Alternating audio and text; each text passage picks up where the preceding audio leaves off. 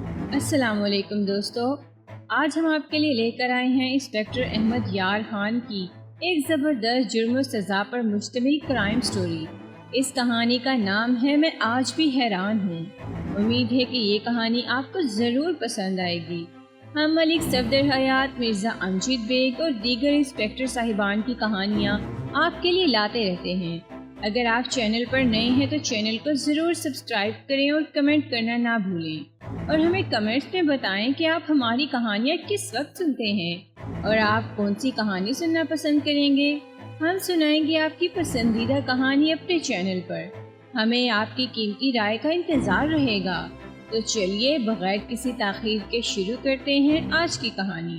اس نے رشید کی جگہ خود پھانسی کے تختے پر کھڑا ہونے کے لیے ہر وہ ثبوت اور شہادت مہیا کی جو استغاثہ کو قابل اعتبار بنانے کے لیے درکار تھی۔ وہ باپ تھا، اپنی بچی پر قربان ہو گیا۔ بعض واقعات ایسے حیران کن ہوتے ہیں کہ سچا ہونے کے باوجود جھوٹے لگتے ہیں۔ پولیس والوں کے سامنے ایسے واقعات زیادہ آتے ہیں جو عام شہریوں کے لیے ناقابل یقین حد تک حیران کن ہوتے ہیں۔ یہ واقعات جو میں آپ کو سنانے لگا ہوں ایسے ہی واقعات میں سے ایک ہے۔ یہ قارئین کے لیے شاید ناقابل یقین ہو، لیکن مجھ جیسے آدمی کے لیے جس نے پولیس سروس میں 25 سال قتل، ڈاکے اور بے شمار جرائم کی تفتیش کے سلسلے میں لوگوں کے گھروں کے اندر اور دلوں کے اندر کے بھید بہت قریب سے دیکھے ہوں، یہ واقعہ ناقابل یقین یا حیران کن نہیں، البتہ غیر معمولی ضرور ہے۔ یہ جذبات اور جذبہ اثار کی غیر معمولی مثال ہے، اور یہ میرا ایک ایسا کیس ہے جس کی میں نے تفتیش مکمل کر دی تھی۔ قاتل کو پھانسی دے دی گئی تھی، لیکن 20 سال بعد پتہ چلا کہ میری تفتیش مکمل نہیں تھی۔ 1962 کا ذکر ہے۔ پاکستان کے ایک شہر میں ایک آدمی کو دیکھا، شک ہوا کہ اسے پہلے بھی کہیں دیکھا ہے۔ وہ بھی مجھے دیکھ کر ٹھٹک گیا۔ وہ سامنے سے آ رہا تھا، مجھے دیکھتا رہا۔ قریب آ کر ہم دونوں رک گئے۔ اس نے ہاتھ آگے کیا اور مسکرا کر پوچھا، کہاں ہیں آپ؟ میں نے اس سے ہاتھ ملایا اور اپنے گاؤں کا نام بتایا۔ میں یاد کرنے کی کوشش کر رہا تھا کہ اسے کہاں دیکھا تھا۔ 25 سال کی سروس میں لاکھوں انسانوں سے پالا پڑا تھا۔ ان میں ملزم، متشبہ، گواہ اور عدالتوں کے اہلکار تھے۔ کسے کسے یاد رکھا جا سکتا ہے؟ اس نے پوچھا، اب تو آپ ڈی ایس پی یا ایس پی ہوں گے۔ میں نے اسے بتایا کہ پاکستان بنا تو 2-2.5 سال بعد پینشن مل گئی تھی۔ پھر میں نے اس سے پوچھا، آپ کا چہرہ جانا پہچانا ہے، یاد نہیں رہا کہاں دیکھا تھا؟ آپ انڈیا میں ایس ایچ او تھے۔ اس نے کہا، مجھے آپ نے کالج کے ایک لڑکے کے قتل کے سلسلے میں حراست میں لیا تھا۔ اوہ یاد آیا، میں نے کہا، پھر اصل قاتل خود ہی تھانے میں گیا تھا اور میں نے آپ کو تفتیش سے خارج کر دیا تھا۔ مجھے 20 سال پہلے کا یہ قتل یاد آ گیا۔ ہماری دوسری ملاقات سن 1942 میں دلی میں قائد اعظم کے جلسے میں ہوئی تھی۔ اس نے کہا، وہ مسلم لیگ کا تاریخی جلسہ تھا۔ پھر اس نے اپنا نام بتایا، میرا نام رشید ہے۔ مجھے یہ ملاقات بھی یاد آ گئی۔ میں اس عظیم جلسے میں CID انسپکٹر کی حیثیت سے گیا تھا اور رشید مسلم لیگ کا ورکر تھا، اور اس کے ساتھ ہی مجھے 20 سال پرانا قتل کا وہ کیس یاد آ گیا جس میں نے رشید کو مشتبہ سمجھ کے حراست میں لیا تھا، گرفتار نہیں کیا تھا۔ کیس یہ تھا کہ سن 1942 کی ایک رات 9 بجے کے لگ بھگ میں اپنے پولیس اسٹیشن سے ملحق کوارٹر میں کھانا کھا رہا تھا۔ میں ایس ایچ او تھا۔ ایک کانسٹیبل نے آ کر بتایا کہ قتل کی ایک رپورٹ آئی ہے، لاش فلاں ہوٹل کے دوسری منزل کے ایک کمرے میں پڑی ہے۔ میں دفتر میں گیا، ہوٹل کا مالک رپورٹ دینے آیا تھا۔ اس نے بتایا کہ اس کی ہوٹل کی دوسری منزل پہ رہائش کے 11 کمرے ہیں۔ تقریباً 8:15 بجے ایک ویٹر ایک کمرے کے سامنے سے گزر رہا تھا۔ اسے کمرے سے چیخ سنائی دی۔ اس نے دروازہ کھولا تو اس کی نظر فرش پر پڑی، جہاں اس کمرے میں رہنے والے 3rd ایئر کا ایک اسٹوڈنٹ فرش پر تڑپ رہا تھا اور اس کا خون بہہ رہا تھا۔ اس کی عمر کا ایک لڑکا جو اس کے پاس کھڑا تھا ویٹر کو دیکھ کر اتنا تیز دروازے کی طرف دوڑا کہ ویٹر کو اس کا دھکا لگا۔ ویٹر گرتے گرتے بچا اور وہ لڑکا بھاگ گیا۔ ویٹر نے اس کا پیچھا کرنے کی بجائے ہوٹل کے مینیجر کو جا بتایا۔ مینیجر نے مالک کو بتایا۔ سب کمرے میں گئے تو لڑکا مر چکا تھا۔ میں نے 2 کانسٹیبل ساتھ لیے اور ہوٹل میں جا پہنچا۔ وہاں سب سے پہلی خرابی یہ دیکھی کہ ہوٹل کے باہر اتنے لوگ جمع تھے کہ ٹریفک رکی ہوئی تھی۔ ہوٹل کے کھانے کے حال میں تماشائیوں کا ہجوم تھا۔ اور جب میں اوپر گیا تو رہائشی کمروں کے سامنے لوگ سر کے بالوں کی طرح جمع تھے۔ میں نے اور کانسٹیبلوں نے بڑی ہی مشکل سے لوگوں کو ہٹایا۔ وہاں تو آنسو گیس پھینکنے کی ضرورت محسوس ہو رہی تھی۔ چند آدمی کمرے کے اندر بھی چلے گئے تھے۔ اس کا نتیجہ یہ تھا کہ پاؤں اور انگلیوں کے نشان ملنے کا سوال ہی ختم ہو گیا تھا۔ یہ نشان قتل کی ایسی واردات کی تفتیش میں مدد دیتے ہیں جس کا مجرم کوئی اور سراغ چھوڑے بغیر بھاگ گیا ہو۔ لوگوں کو برآمدے میں سے ہٹایا۔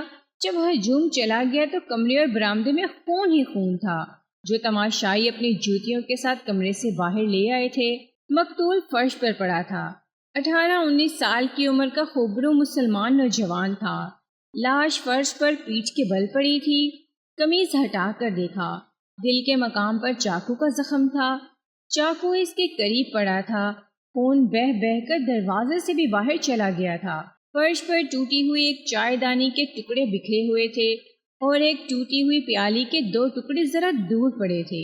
کمرے میں نے ہر چیز کو غور سے دیکھا۔ میز کی دراز میں مقتول کی گھڑی رکھی ہوئی تھی۔ ایک نوٹ 5 روپے کا اور 3 1-1 روپے کے سکے پڑے تھے۔ ٹرنک کا تالا بند تھا۔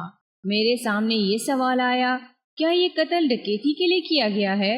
اس سوال کا جواب مجھے کالج کے 2 طالب علموں کے ذریعے جلدی ہی مل گیا جو ہوٹل میں کھانا کھا رہے تھے۔ وہ خود ہی آ گئے، کمرے کے دروازے میں آ کر کھڑے ہو گئے۔ میں نے انہیں وہاں سے چلے جانے کو کہا تو ایک نے کہا، ہم آپ کی مدد کرنا چاہتے ہیں۔ قاتل شاید وہی لڑکا تھا جسے ہم نے قتل سے پہلے کھانے کے ہال سے گزر کر بالائے منزل پر جاتے دیکھا تھا۔ رہائشی کمروں میں جانے کا ایک راستہ ہال میں سے تھا۔ سیڑھیاں ہال سے اوپر جاتی تھی اور دوسرا راستہ جو مجھے دکھایا گیا وہ پچھواڑے سے تھا۔ وہ بھی سیڑھیاں ہی تھیں۔ ان کے ساتھ کچھ جگہ کھلی تھی اور ذرا پرے ہوٹل کے ملازموں وغیرہ کے 3-4 کمرے تھے۔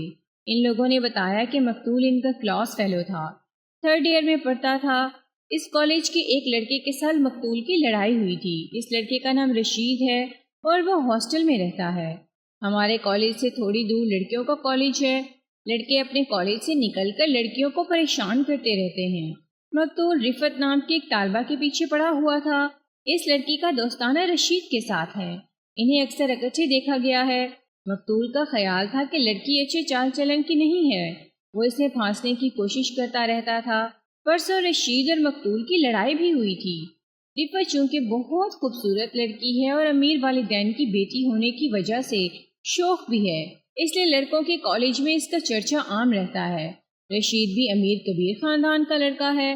ان دونوں لڑکوں نے مزید بتایا کہ وہ ہوٹل میں شام کا کھانا کھا رہے تھے۔ انہوں نے رشید کو کھانے کے ہال میں داخل ہوتے دیکھا۔ وہ رکا اور ہال میں بیٹھے ہوئے تمام لوگوں پر نگاہ دوڑائی۔ اس کا چہرہ بتا رہا تھا کہ وہ غصے میں ہے۔ وہ سیڑھیوں پر چڑھ گیا۔ 10-15 منٹ بعد اوپر سے کسی نے شور مچایا، قتل ہو گیا، لڑکا مارا گیا۔ تمام لوگ جو ہال میں کھا پی رہے تھے دوڑتے ہوئے اوپر چلے گئے۔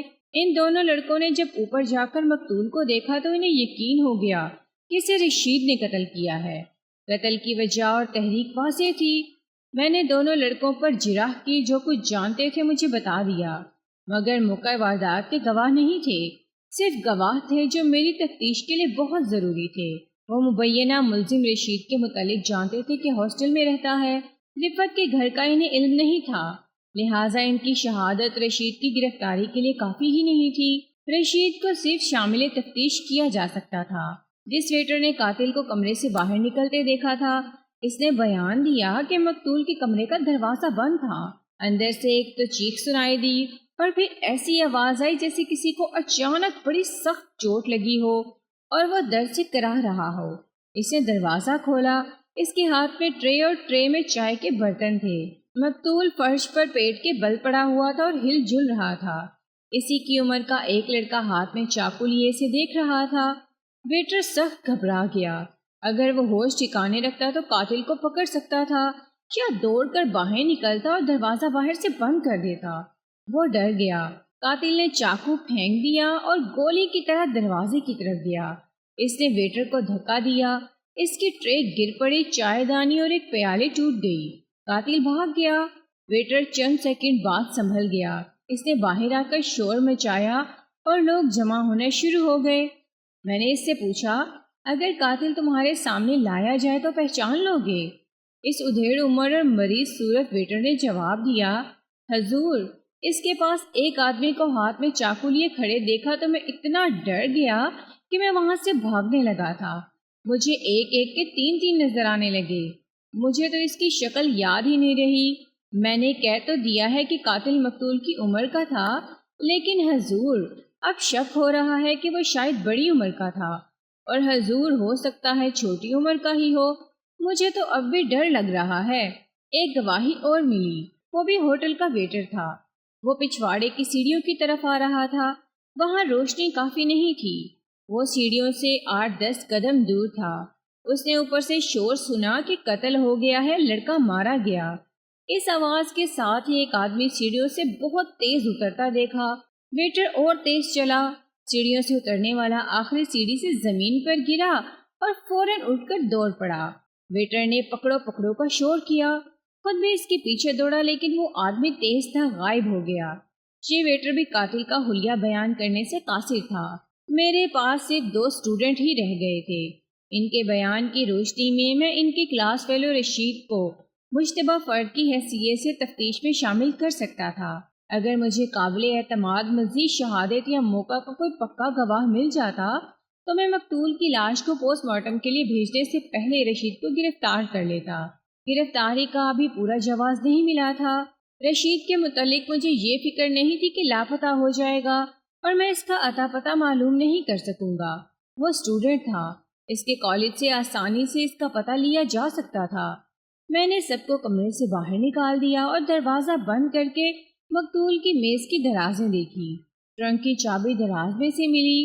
ٹرنک کی چیزیں نکال کر دیکھی۔ مقتول کے بستر کو سونگھا، چادر اٹھا کر اچھی طرح دیکھی، تکیہ بہت ہی غور سے دیکھا۔ میں کسی لڑکی کا کوئی خط، پلنگ یا تکیے پر لڑکی کا ایک آدھ بال یا کسی لڑکے کی عطر کی خوشبو ڈھونڈ رہا تھا۔ مجھے ایسی کوئی چیز نظر نہ آئی۔ میں نے ایک اور امکان پر غور کیا۔ کیا ہوٹل کے مالک نے لڑکے کو قتل کرایا ہے اور قتل کا باعث کوئی لڑکی ہے؟ میں نے دوسرے کمروں میں رہنے والوں سے پوچھا۔ کسی نے شک کا اظہار بھی نہ کیا کہ یہاں کوئی لڑکی آتی ہے۔ مجھے خود بھی اس ہوٹل کے متعلق ایسا کوئی شک نہ تھا۔ میرے علاقے میں رہائش والے جو ہوٹل تھے ان پر میری سخت نگاہ تھی۔ یہ ہوٹل اس معاملے میں صاف تھا۔ البتہ یہ شک ضرور تھا کہ مقتول کے پاس کوئی لڑکی آتی ہوگی جس پر ہوٹل کے مالک کی نظر ہوگی۔ میں نے ہوٹل کے مالک، دونوں ویٹر اور دونوں لڑکوں کو تھانے بھیج دیا اور کہا کہ وہاں میرا انتظار کریں۔ دوسرے کمروں میں رہنے والوں سے میں نے پوچھا کہ انہوں نے کسی کو بھاگتے دیکھا تھا۔ کسی نے بھی نہیں۔ میں نے سب کی فہرست تیار کی اور یہ بھی لکھا کہ کون، کیوں، کب سے اور کب تک ہوٹل میں ٹھہرا ہوا ہے اور اس کا تعلق کہاں کہاں سے ہے۔ اس کے بعد میں نے لاش کے متعلق کاغذات تیار کیے، برآمدگی کے 2 گواہ بنا کر ان کے دستخط لیے، لاش باہر نکلوائی، کمرہ بند کیا اور تالا لگا دیا۔ یہ بیان لینے اور کاغذات تیار کرنے میں 3 گھنٹے گزر گئے۔ لاش پوسٹ مارٹم کے لیے بھجوا دی گئی تھی۔ ایک کانسٹیبل کو ساتھ لیا اور میں رشید کے ہاسٹل کی طرف روانہ ہوا۔ تانگے نے وہاں تک پہنچاتے پہنچاتے 20 منٹ لگا دیے۔ آدھی رات ہو چکی تھی۔ چوکیدار سے ہوٹل کے سپرنٹینڈنٹ کا پتہ معلوم کیا۔ وہ ساتھ ہو گیا۔ سپرنٹینڈنٹ کو جگایا۔ وہ ہندو تھا۔ پولیس کو دیکھ کر گھبرا گیا۔ میں نے اسے تسلی دلاسا دے کر بتایا کہ 3rd ایئر کے اسٹوڈنٹ رشید کا کمرہ بتا دے اور خود ساتھ چلے۔ اس سے مقتول و رشید کے متعلق پوچھا۔ اس نے کہا اگر آپ مسلمان ہیں تو برا نہ منانا۔ مسلمان جاگیرداروں اور انگریزوں کے انعام خور باپوں کے مسلمان لڑکوں نے ہمارا ناک میں دم کر رکھا ہے، شہزادوں کی طرح رہتے ہیں۔ ہندوؤں، سکھوں اور عیسائیوں اور غریب مسلمانوں کے لڑکے دیکھیں، تعلیم میں دھیان رکھتے ہیں، لیکن امیر مسلمانوں کے بیٹے کالج اور ہاسٹل میں عیش کرنے آتے ہیں۔ رشید کے متعلق مجھے کئی رپورٹیں ملی ہیں۔ اس کے کمرے میں ایک بڑی خوبصورت لڑکی آتی ہے، کبھی تو 2-2 3-3 گھنٹے کمرے میں اس کے ساتھ ہی رہتی ہے اور کبھی رشید اس کے ساتھ نکل جاتا ہے۔ مقتول کو بھی میں جانتا ہوں، اسی کماش کا لڑکا تھا۔ مجھے یہ بالکل معلوم نہیں کہ ان کی آپس میں کوئی دشمنی تھی یا نہیں۔ رشید کے کمرے کا دروازہ اندر سے بند تھا۔ دستک دی تو دروازہ فوراً کھل گیا، جس کا مطلب یہ تھا کہ رشید سویا ہوا نہیں تھا۔ اس نے بتی جلا دی تھی۔ میں نے ایک نظر میں اسے سر سے پاؤں تک دیکھا۔ اس نے پاجامہ اور کرتا پہنا ہوا تھا۔ اس کے چہرے پر گھبراہٹ بہت صاف تھی۔ میں نے اسے مسکرا کر کہا، گھبراؤ نہیں بیٹا، میں تمہیں گرفتار کرنے نہیں آیا، تمہارا ایک دوست قتل ہو گیا ہے، اس کے متعلق تم سے 2-4 باتیں پوچھنی ہیں۔ اس نے فوراً کہا، وہ مر گیا ہے؟ حالانکہ اسے پوچھنا چاہیے تھا کہ کون دوست قتل ہوا ہے، کہاں قتل ہوا ہے، کس نے قتل کیا ہے۔ اس نے یہ پوچھ کر کہ وہ مر گیا ہے میرا شک پختہ کر دیا کہ قاتل یہی ہے، اور اگر یہ نہیں تو اسے علم ضرور ہے۔ میں نے اسے کہا، تم نے چاقو ایسی جگہ مارا ہے کہ اس کے بچنے کی کوئی صورت باقی ہی نہیں رہی تھی۔ وہ سنبھل گیا بلکہ بدک گیا اور ہکلا کر کہنے لگا، میں نے اسے چاقو مارا ہے؟ آپ کس کے متعلق بات کر رہے ہیں؟ میں تو سویا ہوا تھا۔ اس کا لہجہ اور انداز اس کے خلاف گواہی دے رہا تھا۔ میں نے اس سے پوچھا، آج شام تم نے کون سے کپڑے پہنے تھے؟ اس نے کھوٹی سے لٹکا ہوا ایک سوٹ اور قمیض دکھائی۔ میں نے ان کپڑوں کو اچھی طرح دیکھا، خصوصاً پتلون کو۔ پھر میں نے اس کی ساری پتلونیں دیکھی جو اس نے میرے کہنے پر میرے سامنے رکھ دیں۔ اس کے بستر کو الٹ پلٹ کر دیکھا، شاید اس نے واردات کے وقت پہنے ہوئے کپڑے چھپا دیے ہوں۔ بظاہر یہ باقاعدہ تلاشی نہیں تھی، لیکن میں نے باتوں باتوں میں تلاشی مکمل کر لی۔ وہ واقعی بہت امیر لڑکا تھا۔ ایک ٹرنک اور چمڑے کے 2 اٹیچی کیس تھے، کپڑوں کی الماری تھی، فرش پر دری بچھی تھی۔ میں نے اس کے نیچے بھی دیکھا، میز کی درازیں بھی دیکھیں۔ میں اس دوران اس سے غیر متعلق سی باتیں کرتا رہا، کوئی سیدھی چوٹ نہ کی، اور میں اس کا انداز اور اس کے چہرے کو بھی دیکھتا رہا۔ مجھے وہ مشتبہ نظر آ رہا تھا۔ میں نے اس کی ساری پتلونیں اس لیے غور سے دیکھی تھی کہ ایک ویٹر کے بیان کے مطابق وہ نیچے والی آخری سیڑھی سے گرا تھا، لہٰذا اس کی پتلون پر رگڑاؤ اور گرد کا نشان ضرور ہونا چاہیے تھا۔ قمیض یا کوٹ پر خون کا کوئی داغ یا دھبا ہونا چاہیے تھا، مگر مجھے ایسا کوئی نشان نہ ملا۔ اس کے بوٹ دیکھے، نیچے سے تلوے دیکھے، صاف تھے۔ میں اسے تھانے لے گیا، اس کے کمرے کی چابی اپنے پاس رکھ لی، اس کی تحریر لکھ کر ہاسٹل سپرنٹینڈنٹ کو دے دی تھی، اور ایک اور ضروری تحریر پر اس کے دستخط لے لیے تھے۔ اس وقت تک رشید بھی سنبھل چکا تھا۔ ٹانگے میں وہ کبھی مجھ سے الجھ پڑتا کہ میں اسے بلا وجہ پریشان کر رہا ہوں، اور کبھی منت سماجت کرنے لگتا کہ اسے چھوڑ دوں، اس کا اس قتل کے ساتھ کوئی تعلق نہیں ہے۔ میں اسے صرف تسلیاں دیتا رہا، واردات کے متعلق کوئی بات نہ کی نہ پوچھی۔ تھانے میں گئے تو میں نے اسے اپنے دفتر میں اکیلا بٹھایا اور کہا، دیکھو بیٹا، اپنے دماغ سے غلط فہمی نکال دو کہ تمہارے باپ کی دولت اور رسوخ تمہیں قانون کے پنجے سے چھڑا لے گا۔ بادشاہی انگریزوں کی ہے، یہ کسی مہاراجے کی ریاست نہیں۔ اگر تم غصے میں آ کر قتل کر بیٹھے ہو تو مجھے صاف صاف بتا دو۔ میرے پاس ایسے طریقے موجود ہیں جن میں سے میں تمہیں نہایت معمولی سزا دلوا سکتا ہوں، ورنہ سیدھے پھانسی کے تختے پر جاؤ گے۔ میں نے کسی کو قتل نہیں کیا۔ لڑکا تیز ہو گیا، کہنے لگا، آپ پہلے مجھے پھانسی کے تختے پر کھڑا کر لیں۔ میں نے اپنے مزاج میں گرمی پیدا نہ ہونے دی، اور نہ ہی میں تشدد کا قائل تھا۔ انگریز افسروں سے میں نے کچھ گر سیکھ لیے تھے، اور وہ مشکل کے وقت میں مدد کرتے تھے۔ ایک گر یہ تھا کہ تھانے داروں کی طرح روب نہ جھاڑو، اور کوئی غصہ دلائے تو غصہ نہ کرو۔ ملزم اور مشتبہ کو دوستی اور ہمدردی کا جھانسا دو، اور اس کی دھکتی رگیں پہچانو۔ میں نے رشید کے کندھے پر ہاتھ رکھ کر کہا، بیٹا، میں نے یہ تو نہیں کہا کہ تم نے قتل کیا ہے۔ میں تو بھی بہت سے آدمیوں سے یہی بات کہوں گا جو تمہیں کہہ چکا ہوں۔ تم مسلمان کے بیٹے ہو، میں بھی مسلمان ہوں۔ میں بلا وجہ تمہیں پریشان نہیں کروں گا۔ میں یہ کبھی برداشت نہیں کروں گا کہ ایک مسلمان لڑکا ہندوؤں اور سکھوں کے سامنے ایک لڑکی کی دوستی کے سلسلے میں قتل کے الزام میں عدالت میں پیش کیا جائے۔ تم ذرا میری مدد کرو۔ رفت کیسی لڑکی ہے؟ تمہارے علاوہ کسی اور کے ساتھ بھی اس کی دوستی ہے؟ اس کا رنگ اچانک پھیکا پڑ گیا۔ مجھ سے پوچھا، آپ رفت کو کس طرح جانتے ہیں؟ میں یہ بھی جانتا ہوں کہ رفت پر تمہاری اور مقتول کی چپکرش تھی۔ میں نے اسے بتایا، تمہاری اور مقتول کی ہاتھا پائی بھی ہو چکی ہے۔ تم آج شام اس ہوٹل میں گئے تھے جہاں مقتول رہتا تھا۔ تم اسے قتل کر چکے تو ایک ویٹر اندر آ گیا، تم اسے دھکا دے کر بھاگ گئے۔ میں یہ بھی جانتا ہوں کہ تم آخری سیڑھی سے گرے تھے۔ میں یہ بھی جانتا ہوں کہ تم نے مجھے اپنی 6 پتلونیں دکھائی ہیں، اور تم نے 7ویں پتلون کہیں چھپا دی ہے۔ تمہارے کمرے میں رفت کے ایسے نشان موجود ہیں جنہیں تم چھپا نہیں سکتے۔ کمرے کی چابی میرے پاس ہے، اور میں نے اسے کہا، مجھے ایسی 2 باتوں کا علم ہے جو تم سمجھتے ہو کہ کسی کو بھی معلوم نہیں، لیکن میں جانتا ہوں کہ وہ 2 باتیں تم خود مجھے تفصیل سے بتا دو تاکہ میں اس تعاون کے بدلے تمہیں پھانسی اور عمر قید سے بچا سکوں۔ اس کی آنکھیں ٹھہر گئیں اور وہ میرے منہ کی طرف دیکھنے لگا۔ میں نے اس کی آنکھوں میں آنکھیں ڈال دیں۔ اس پر تو جیسے سکتہ طاری ہو گیا تھا۔ میں نے اسے پوری طرح پچھاڑنے کے لیے پوچھا، رفت کی سبز رنگ کی چوڑیاں تمہاری پسند ہیں یا رفت کی؟ وہ کچھ بھی نہ بولا۔ اس کی آنکھیں اور زیادہ کھل گئیں۔ میں نے کہا، گوری رنگت کی کلائی پر گہرا سبز رنگ کوئی اچھی پسند نہیں، یہ تو دیہاتی سا ذوق ہے۔ میں جب تمہاری طرح نیا نیا جوان ہوا تھا تو بھورے بالوں والی گورے رنگ کی کلائی پر فیروزی رنگ کی چوڑیاں پسند کیا کرتا تھا۔ وہ اچانک سکتے سے بیدار ہو گیا اور بولا، آپ رفت سے مل چکے ہیں؟ اس نے کیا کہا تھا؟ ابھی نہیں بتاؤں گا کہ اس نے کیا کہا تھا، میں نے جواب دیا۔ میں اس سے مل چکا ہوں، میں نے جھوٹ بولا تھا۔ اس لڑکی کو میں نے بالکل بھی نہیں دیکھا تھا۔ رشید کے کمرے میں جب میں نے اس کے کپڑے اور بستر کو دیکھا تو اس کے تکیے کے کنارے پر ایک لمبا سا بال نظر آیا۔ یہ ایک پولیس مین کی نظر تھی جس نے یہ بال دیکھ لیا تھا، کسی دوسرے آدمی کو نظر نہیں آ سکتا تھا۔ میں نے یہ بال رشید کی نظر سے بچا کر انگلیوں میں پکڑا اور اسے اس وقت غور سے دیکھا جب رشید اپنے ٹرنک میں سے مجھے کچھ دکھانے کے لیے کپڑے نکال رہا تھا۔ بال بہت باریک اور بھورے رنگ کا تھا۔ یہ کسی عام سی عورت کا بال نہیں تھا۔ بھورے بال ہمیشہ گورے رنگ کے انسان کے ہوتے ہیں۔ اس لیے میں نے کہا تھا کہ گورے رنگ کی کلائی پر سب چوڑیاں اچھی پسند نہیں ہے۔ اس لڑکی کی چوڑیوں کا رنگ مجھے رشید کے کمرے میں ہی نظر آ گیا تھا۔ اس کے پلنگ کے ایک پائے کے ساتھ دری کی سلوٹ میں سبز رنگ کی ٹوٹی ہوئی چوڑی کا کوئی 1 انچ لمبا ٹکڑا پڑا تھا۔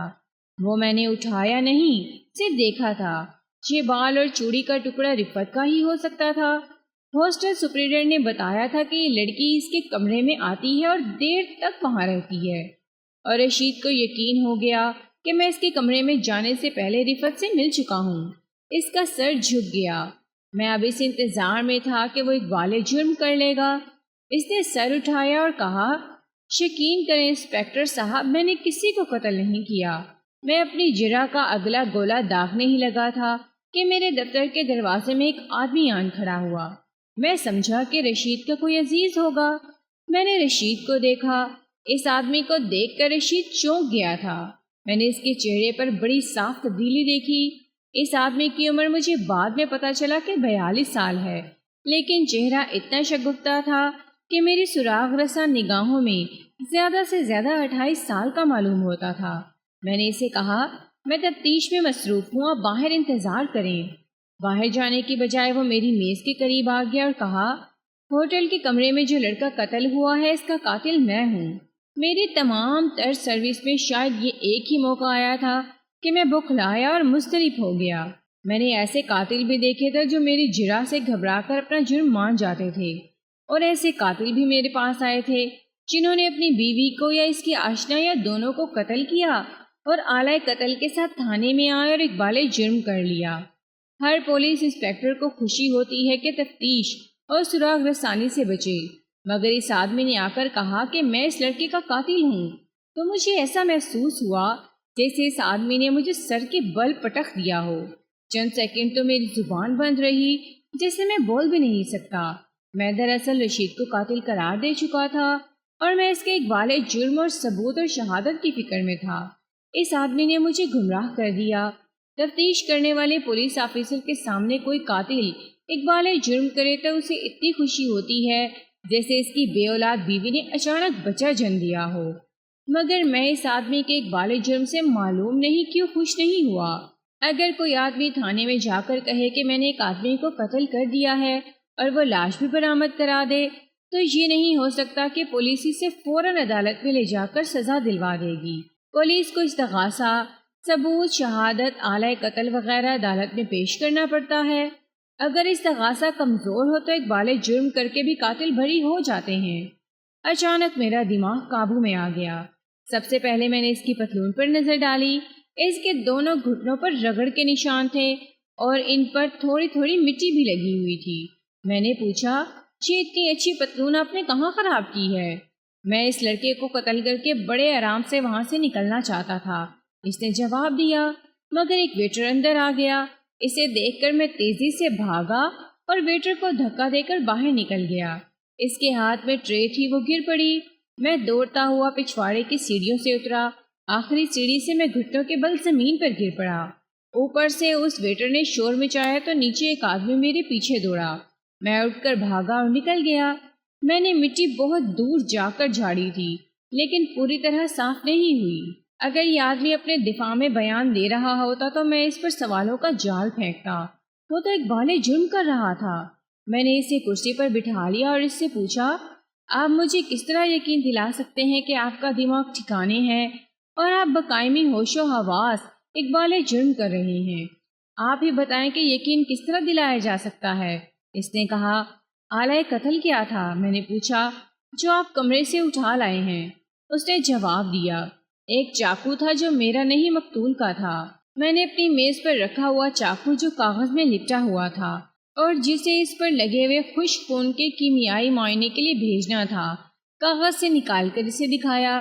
اس نے چاقو کا دستہ اپنی مٹھی میں لے لیا اور کہا، جی یہی چاقو تھا۔ اس نے چاقو مجھے دے دیا۔ یہ کوئی معمولی آدمی معلوم نہیں ہوتا تھا۔ اس کی پتلون قیمتی تھی اور اس نے بند گلے والا جو سویٹر پہن رکھا تھا وہ بھی قیمتی تھا، مگر سویٹر سامنے سے اس طرح پھٹا ہوا تھا جیسے کسی نے کینچی سے کاٹا ہو۔ پھٹی ہوئی جگہ تقریباً 3 انچ تھی۔ میں اسے پوچھنے لگا تھا کہ یہ سویٹر کس طرح پھٹا ہے، لیکن میری زبان پر یہ سوال آ گیا، آپ نے اسے تقریباً کتنے بجے قتل کیا تھا؟ 8:30 بجے کے لگ بھگ۔ میں نے گھڑی دیکھ کر کہا، اب رات کے 2:07 ہو چکے ہیں۔ اگر آپ کو اقبال جرم ہی کرنا تھا تو اتنی دیر سے کیوں آئے، اور یہاں آنے کا آپ نے فیصلہ کس طرح کیا؟ میں اسے قتل نہیں کرنا چاہتا تھا، اس نے کہا، میں اسے سمجھانے بجھانے آیا تھا، میرے پاس کوئی ہتھیار نہیں تھا۔ اس نے میز کی دراز سے چاقو نکال لیا اور پوری قوت سے مجھ پر وار کیا۔ میں پیچھے ہٹ گیا۔ اس کا چاقو میرے سویٹر میں لگا۔ اس نے سویٹر کی پھٹی ہوئی جگہ دکھا کر کہا، یہ دیکھیے، جب اس نے مجھ پر چاقو سے حملہ کیا تو میں غصے سے پاگل ہو گیا۔ مجھے یہ بالکل خطرہ نہیں تھا کہ وہ مجھے قتل کر دے گا۔ میں اس کے ہاتھوں قتل ہونے والا نہیں تھا۔ اس نے مجھے اتنا غصہ دلایا کہ میں نے اسے قتل کرنے کا فیصلہ کر لیا۔ یہ بالکل صحیح ہے کہ قتل اور خودکشی ایک لمحے کے پاگل پن کا ہی نتیجہ ہوتی ہے۔ وہ پاگل پن میرے دماغ پر غالب آ چکا تھا۔ اس نے چاقو کا دوسرا وار کیا۔ میں نے اس کی چاقو کے ہاتھ والی کلائی پکڑ لی اور اس کا بازو اتنی شدت سے مروڑا کہ چاقو اس کے ہاتھ سے گر پڑا۔ میں نے چاقو اٹھا کر اس کے عین دل میں اتار دیا۔ وہ لڑکھڑا کر گر گیا۔ اس نے چیخ ماری۔ ایک ویٹر اندر آ گیا۔ اس وقت لڑکا فرش پر اندھے منہ پڑا تھا۔ میں نے چاقو پھینک دیا اور دروازے کی طرف بھاگتے ہوئے ویٹر کو دھکا دیا اور نکل گیا۔ قتل کی وجہ کیا تھی؟ میں نے پوچھا۔ ایک لڑکی۔ آپ کی عمر کتنی ہے؟ 42 سال۔ 42 سال! میں نے حیران ہو کر کہا، آپ عمر کی نسبت جوان نظر آتے ہیں۔ میں نے ہنس کر کہا، اس عمر میں لڑکی کی خاطر قتل؟ میں فوراً سنجیدہ ہو گیا اور پوچھا، کہیں وہ لڑکی آپ کی بیٹی یا بہن تو نہیں؟ میں اسے جانتا تک نہیں، اس نے کہا، میرا دفتر لڑکیوں کے کالج کے قریب ہے۔ میں نے 2 دفعہ دفتر سے گھر کو جاتے ہوئے اس لڑکی کو ایک لڑکی کا پیچھا کرتے اور اسے پریشان کرتے دیکھا۔ تیسری بار میں نے پھر لڑکے کو یہی بدتمیزی کرتے دیکھا۔ میں پاس سے گزر رہا تھا۔ لڑکی نے مجھ سے شکایت کی۔ میں نے لڑکے کو منع کیا تو اس نے میری بے عزتی کر دی۔ میں نے اس لڑکے کو پیٹا۔ میں کچھ جذباتی سا آدمی ہوں۔ دوسرے دن میں کالج کے قریب چھپ کر کھڑا ہو گیا۔ لڑکیاں کالج سے نکلی تو یہ لڑکا کہیں سے آ گیا اور دور جا کر لڑکی کے پیچھے ہو گیا۔ میں نے جا کر لڑکے کو پکڑ لیا۔ میں نے لڑکی سے کہا کہ تم چلی جاؤ۔ لوگوں نے بچ بچاؤ کرا دیا۔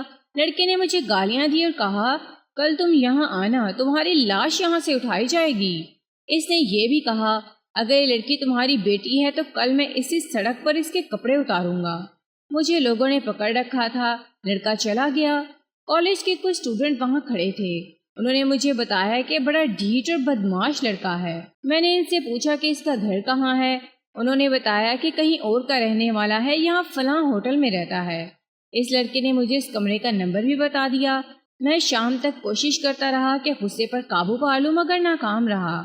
تقریباً 8:30 بجے میں اس کے کمرے میں چلا گیا۔ اگر وہ میری بات سن لیتا تو قتل ہی نہ ہوتا۔ اس نے مجھ پر چاقو سے حملہ کر دیا۔ تو آپ اپنے ڈیفنس کی لائن اختیار کرنا چاہتے ہیں کہ آپ نے اسے اپنی جان بچانے کے لیے قتل کیا ہے؟ میں نے اس سے پوچھا۔ بالکل نہیں، اس نے کہا۔ میں ایسا کوئی گواہ پیش نہیں کر سکتا کہ اس نے مجھ پر حملہ کیا تھا۔ میں آپ کو یہ بتا رہا ہوں کہ میں نے اسے قتل کیا ہے۔ میں نے آپ سے یہ پوچھا تھا، میں نے کہا کہ آپ کو اتنی دیر بعد اپنے آپ کو پولیس کے حوالے کرنے کا خیال کیوں آیا؟ میں جرائم پیشہ گنڈا یا لوفر لفنگا نہیں ہوں۔ اس نے جواب دیا، قتل جیسے بھیانک جرم کے متعلق تو میں سوچ بھی نہیں سکتا تھا، لیکن وہ میرے ہاتھوں قتل ہو گیا۔ ایک تو یہ پاگل پن تھا جس نے مجھ سے قتل کرایا، قتل کر کے مجھ پر ایک اور ہی قسم کا پاگل پن سوار ہو گیا، ایسی بے چینی کہ مجھے اپنے اوپر قابو نہ رہا، حالانکہ مجھے بالکل یقین نہیں تھا کہ وہ مر گیا ہوگا۔ سنا ہے کہ لوگ جرم کے بعد شراب پیتے ہیں، لیکن میں تو سگریٹ کا بھی عادی نہیں، شراب کبھی سونگھی نہیں۔ میں پاگلوں کی طرح سڑکوں پر پھرتا رہا۔ 11 بجے کے قریب مجھے خیال آیا کہ ہوٹل میں جا کر دیکھوں شاید وہ زندہ ہو۔ میں نے گھر جا کر انہی کپڑوں پر اوور کوٹ پہنا، سر پر ہیٹ رکھا تاکہ مجھے کوئی پہچان نہ سکے۔ ہوٹل ابھی کھلا تھا، کچھ لوگ ہوٹل کے باہر کھڑے اسی واقعے کے متعلق باتیں بھی کر رہے تھے۔ میں نے ان سے کہا، سنا ہے یہاں کوئی جھگڑا ہو گیا تھا؟ ایک آدمی نے جواب دیا، آپ جھگڑا کہتے ہیں؟ جہاں تو ایک جوان لڑکا قتل ہو گیا ہے، لاش کمرے میں پڑی ہے اور پولیس آئی ہوئی ہے۔ میں وہاں سے کھسک گیا، اپنے گھر چلا گیا۔ سونے کی بہت کوشش کی لیکن نیند نہ آئی۔ رات کا 1:30 بج گیا۔ میں اب یہ معلوم کرنا چاہتا تھا کہ پولیس نے کیا کارروائی کی ہے۔ میں پولیس اسٹیشن کی طرف چل پڑا۔ میرا ارادہ تھا کہ پولیس اسٹیشن کے باہر کوئی آدمی ملا تو اس سے پوچھوں گا۔ مجھے بالکل یہ خیال نہیں تھا کہ آپ دفتر میں موجود ہوں گے۔ میرا تو دراصل دماغ خراب ہو گیا تھا اور میرے اندر جو بے چینی تھی وہ مجھے باہر کو دھکیل رہی تھی۔ میں یہاں تک آیا تو تھانے کے باہر 2 آدمی کھڑے تھے۔ ان سے کہا کہ سنا ہے آج ایک لڑکا قتل ہو گیا ہے، قاتل پکڑا گیا یا نہیں؟ انہوں نے بتایا کہ پولیس قاتل کو پکڑ لائی ہے۔ میں نے پوچھا وہ کون ہے؟ انہوں نے بتایا کہ کالج کا ایک اسٹوڈنٹ ہے۔ اتنے میں ایک کانسٹیبل ٹہلتا ٹہلتا احاطے سے باہر آیا۔ ان 2 آدمیوں میں سے ایک نے اس سے پوچھا کہ قاتل یہی ہے کہ اسے شک میں پکڑا ہے؟ کانسٹیبل نے گالی دے کر کہا کہ یہی ہے، ثبوت پکا مل گیا ہے، ابھی اسے اقبال جرم کرا لیا جائے گا۔ میں نے یہ سنا تو میرے دماغ میں یہی خیال آیا کہ پولیس نے ایک بے گناہ کو پکڑ لیا ہے، ایک اسٹوڈنٹ کو میں نے قتل کر دیا ہے اور دوسرا اسٹوڈنٹ پکڑا گیا ہے۔ کہیں ایسا نہ ہو کہ وہ کمسنی کی وجہ سے پولیس سے ڈر کر بے گناہ ہی پھنس جائے۔ مجھے یہ بھی ڈر محسوس ہوا کہ پولیس اس پر تشدد کر کے اسے جھوٹا اقبال جرم کرا لے گی۔ میں برداشت نہ کر سکا کہ میرے جرم کی سزا کسی اور کو ملے۔ میں تھانے کے گیٹ میں داخل ہو گیا اور سیدھا آپ کے پاس آ گیا۔ اس نے رشید کی طرف اشارہ کر کے پوچھا، آپ نے اس لڑکے کو پکڑا ہے شاید؟ اسے چھوڑ دیں اور جو پوچھنا ہے مجھ سے پوچھیں۔ اس نے لمبا سانس لیا اور کہا، اقبال جرم کر کے مجھے سکون محسوس ہو رہا ہے۔ کیا آپ کو یہ بھی احساس ہے کہ آپ کا انجام کیا ہوگا؟ میں نے اس سے پوچھا، میں نے ابھی کوئی کاغذی کارروائی آپ کے متعلق نہیں کی، میں آپ کو سوچنے کا موقع دیتا ہوں۔ میں نے سب کچھ سوچ لیا ہے۔ اس نے اطمینان سے کہا، مجھے سوچنے کا موقع نہ دیں۔ اس آدمی نے اپنا نام وسیم خان بتایا۔ وہ اپنا دفاع نہیں بلکہ اقبال جرم کر رہا تھا۔ مجھے کیا اعتراض ہو سکتا تھا؟ اس کی پتلون جو گھٹنوں سے رگڑی ہوئی تھی ثابت کر رہی تھی کہ یہی قاتل ہے۔ پھر بھی مجھے اقبال جرم کو صحیح ثابت کرنے کے لیے ناقابل یقین شہادت کی ضرورت تھی۔ ملزم کو پہچاننے کے لیے قانون نے ایک طریقہ وضع کر رکھا ہے جسے شناخت پریڈ کہتے ہیں۔ غیر متعلق آدمیوں میں کھڑا کر کے گواہ سے کہا جاتا ہے کہ وہ ان میں سے ملزم کو پہچانے۔ یہ پریڈ ایک مجسٹریٹ کی موجودگی میں کی جاتی ہے، لیکن میں نے اس طریقہ کار سے انحراف کیا۔ ایک آدمی اپنے آپ کو پھانسی کے تختے پر کھڑا کر رہا تھا۔ مجھے یہ یقین کرنا تھا کہ وہ واقعی قاتل ہے اور کہیں ایسا تو نہیں کہ وہ رشید کو بچانے کے لیے مجھے گمراہ کر رہا ہے۔ میں نے تمام گواہوں کو تھانے میں بلا رکھا تھا۔ ان میں سے اس ویٹر کو اندر بلایا جو چیخ سن کر مقتول کے کمرے میں گیا تھا۔ اسے کہا کہ ان دونوں رشید اور وسیم خان کو دیکھو اور اچھی طرح سوچ کر بتاؤ کہ تم نے مقتول کے پاس کسے دیکھا تھا۔ ویٹر نے دونوں کو باری باری دیکھا اور سوچ میں پڑ گیا۔ رشید خاموش بیٹھا رہا۔ وسیم نے اسے کہا، تمہارے ہاتھ میں ٹرے تھی جب تم اندر آئے تھے، میرے دھکے سے تمہاری ٹرے گری نہیں تھی؟ یہ ویٹر مجھے پہلے ہی بتا چکا تھا کہ وہ اتنا خوفزدہ ہو گیا تھا کہ وہ ملزم کو اچھی طرح پہچان نہیں سکا۔ اب اس نے وسیم خان کو دیکھا اور اس کی بات سنی تو وہ سوکھ سے بولا، یہی تھا۔ میں نے اس کی شناخت کو اس نے تسلیم کر لیا کہ وسیم خان نے خود ہی اشارہ دے دیا تھا۔ دوسرے الفاظ میں یوں سمجھے کہ وسیم خان نے اپنے خلاف کی ایک شہادت کو خود ہی پکا کر دیا تھا۔ میں نے دوسرے ویٹر کو بلایا جس نے ایک آدمی کو آخری سیڑھی سے گرتے دیکھا تھا۔ اس نے میرے پوچھنے پر بتایا کہ اس نے چہرہ نہیں دیکھا، صرف قد بد دیکھا تھا۔ وہاں روشنی بہت ہی تھوڑی تھی۔ بہرحال اس کے کہنے پر وسیم خان کرسی سے اٹھا۔ ویٹر نے اسے دائیں بائیں اور آگے پیچھے کھڑے ہو کر دیکھا اور کہا، یہی معلوم ہوتا ہے تم اس ہوٹل میں گئے تھے۔ میں نے رشید سے کہا، تمہیں وہاں دیکھا گیا تھا اور تم اوپر بھی گئے تھے، کیوں گئے تھے؟ میں اس لڑکے سے ملنے گیا تھا، اس نے جواب دیا۔ وہ رفت کو پریشان کرتا رہتا تھا اور صحیح ہے کہ میری اور اس کی لڑائی بھی ہوئی تھی۔ میں یہ سوچ کر اس کے کمرے میں جا رہا تھا کہ اسے دوستانہ طریقے سے سمجھاؤں گا۔ میں لڑائی جھگڑے کی نیت سے نہیں گیا تھا۔ میں ابھی اس کا کمرہ ڈھونڈ ہی رہا تھا کہ کسی نے قتل کا شور مچایا۔ لوگ دوڑے آئے، ذرا سی دیر میں وہاں لوگوں کا ہجوم جمع ہو گیا۔ میں نے اس سے پوچھا کہ اس نے وسیم خان کو دیکھا تھا۔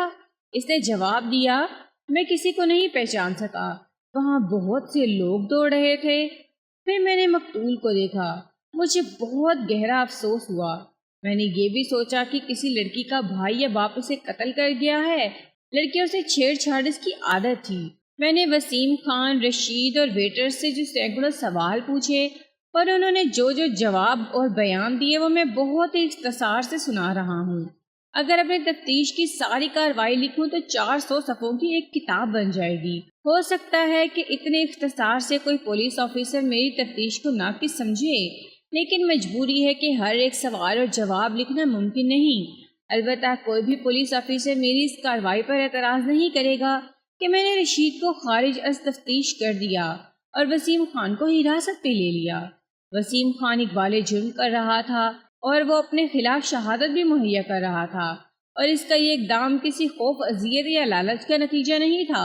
میں نے دوسرے دن وسیم خان کو ایک مجسٹریٹ کے حوالے کر دیا۔ مجسٹریٹ نے اقبالی بیان قلم بند کر کے بیان اپنے واپس رکھ لیا۔ اب اس لفافے کو عدالت میں کھلنا تھا۔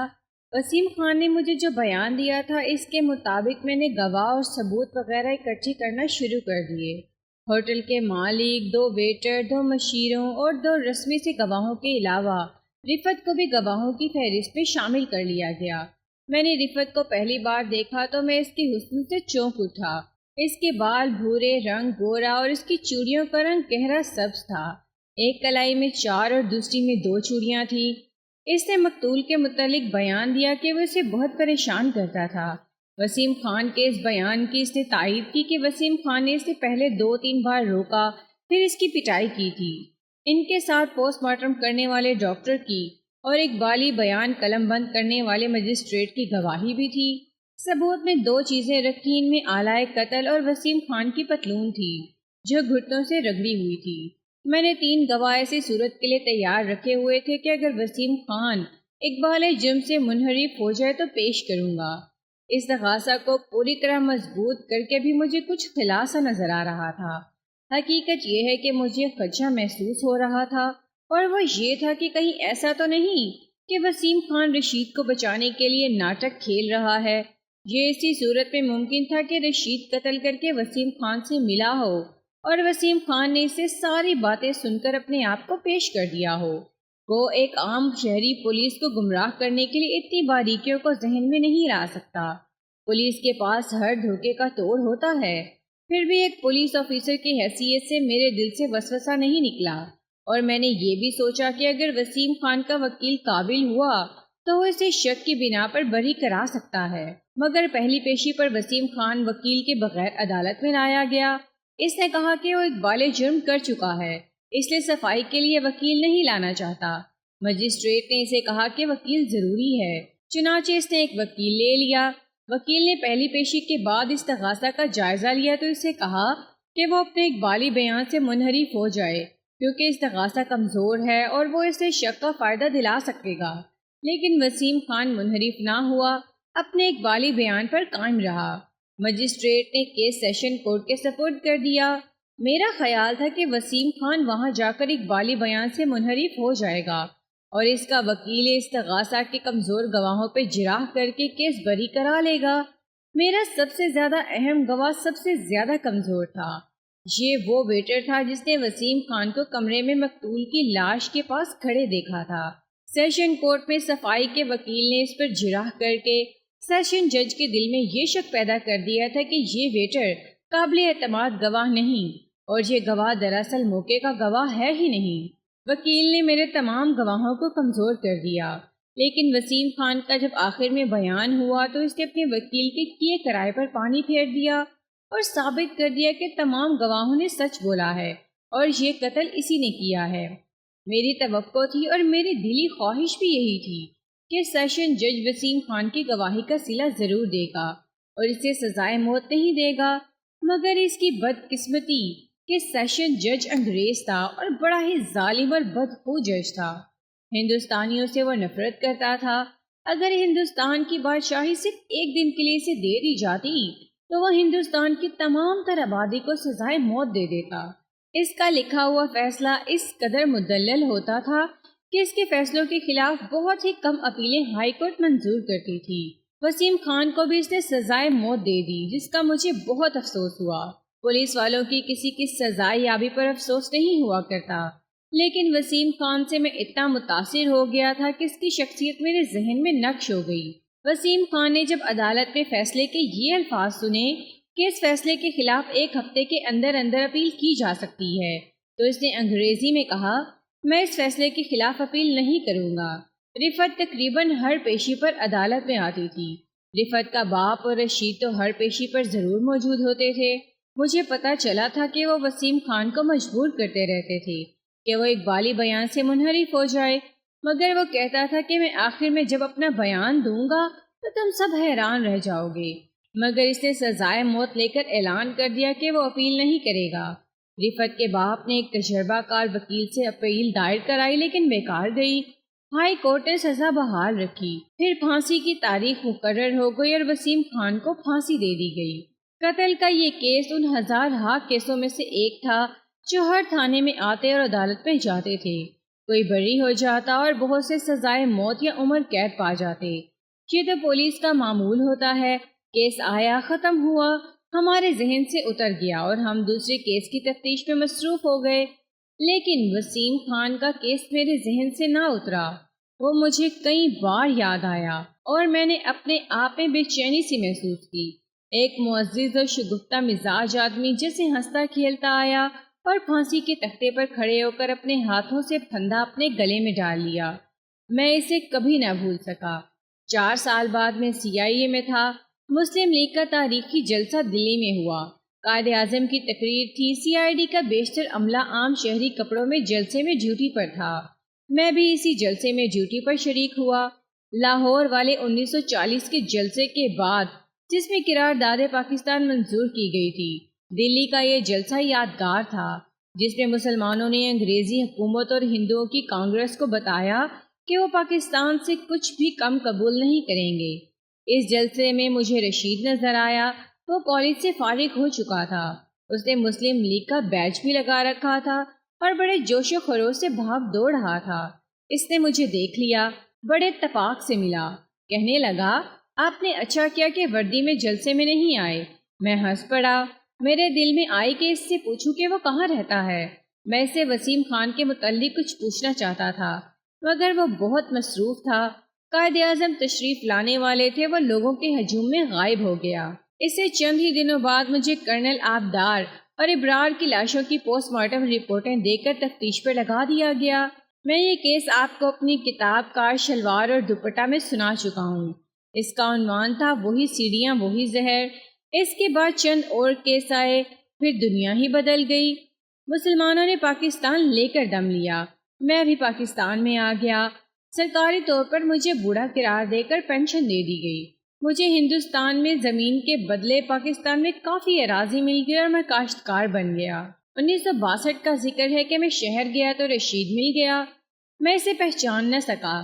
میں نے اسے 20 سال کی عمر میں دیکھا تھا جب وہ میری نظر میں بچہ تھا۔ اب اس کی عمر 40 سال تھی۔ چہرے پر پختہ عمر کے آثار تھے۔ اس نے مجھے پہچان لیا۔ مجھے وسیم خان یاد آ گیا اور 20 سال پرانا کیس میرے ذہن میں کل رات کی بات کی طرح تازہ ہو گیا۔ میں نے سوچا کہ خدا نے مجھے بڑا اچھا موقع دیا ہے، اب اس سے وسیم خان کے متعلق باتیں کروں گا۔ پہلے تو رشید کے ساتھ رسمی باتیں ہوتی رہیں، معلوم ہوا کہ اس کے پاس 3 مربع زمین ہے، لیکن توجہ نہ ملنے کی وجہ سے خراب ہو رہی ہے۔ اب وہ زمین کی طرف ذاتی توجہ دینا چاہتا تھا۔ وہ شہر سے ٹیوب ویل خریدنے آیا تھا۔ میں اسے ایک ہوٹل میں لے گیا۔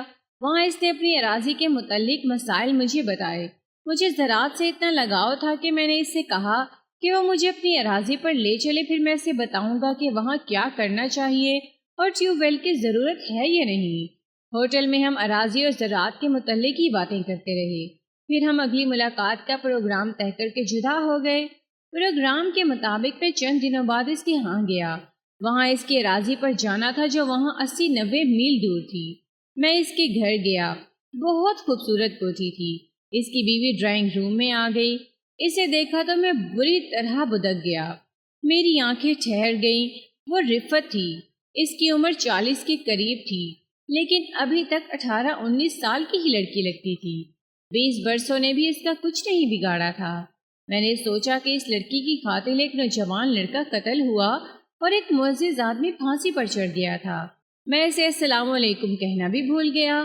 اس نے مسکرا کر سلام کہا تو میں حیرت سے بیدار ہوا۔ معلوم ہوتا تھا کہ رشید نے اسے بتایا نہیں تھا کہ میں آ رہا ہوں، یا میں وہی انسپیکٹر ہوں جس نے وسیم خان کو پھانسی پر چڑھوایا تھا۔ اس نے مجھے پہچانا نہیں۔ رشید نے کہا، تم نے پہچانا نہیں رفت؟ انسپیکٹر احمد یار خان ہیں یہ، وسیم خان کی کیس والے۔ رفت کے منہ سے آہ کی طرح نکلا، اوہ! اور اس کا اتنا اچھا رنگ پھیکا پڑ گیا۔ اس کی آنکھیں بے چینی سے حرکت کرنے لگی۔ اس نے رشید سے کہا، آپ بیٹھیں، اور وہ اٹھ کر بہت تیز تیز قدم اٹھاتی ڈرائنگ روم سے نکل گئی۔ رشید بھی پریشان ہو گیا۔ وہ تو جیسے میری موجودگی کو ہی بھول گیا تھا۔ وہ بھی اٹھا اور اندر چلا گیا۔ 10-15 منٹ بعد رشید واپس آیا تو میں نے پوچھا کہ کیا ہو گیا تھا؟ رفت کو کوئی تکلیف ہو گئی ہے؟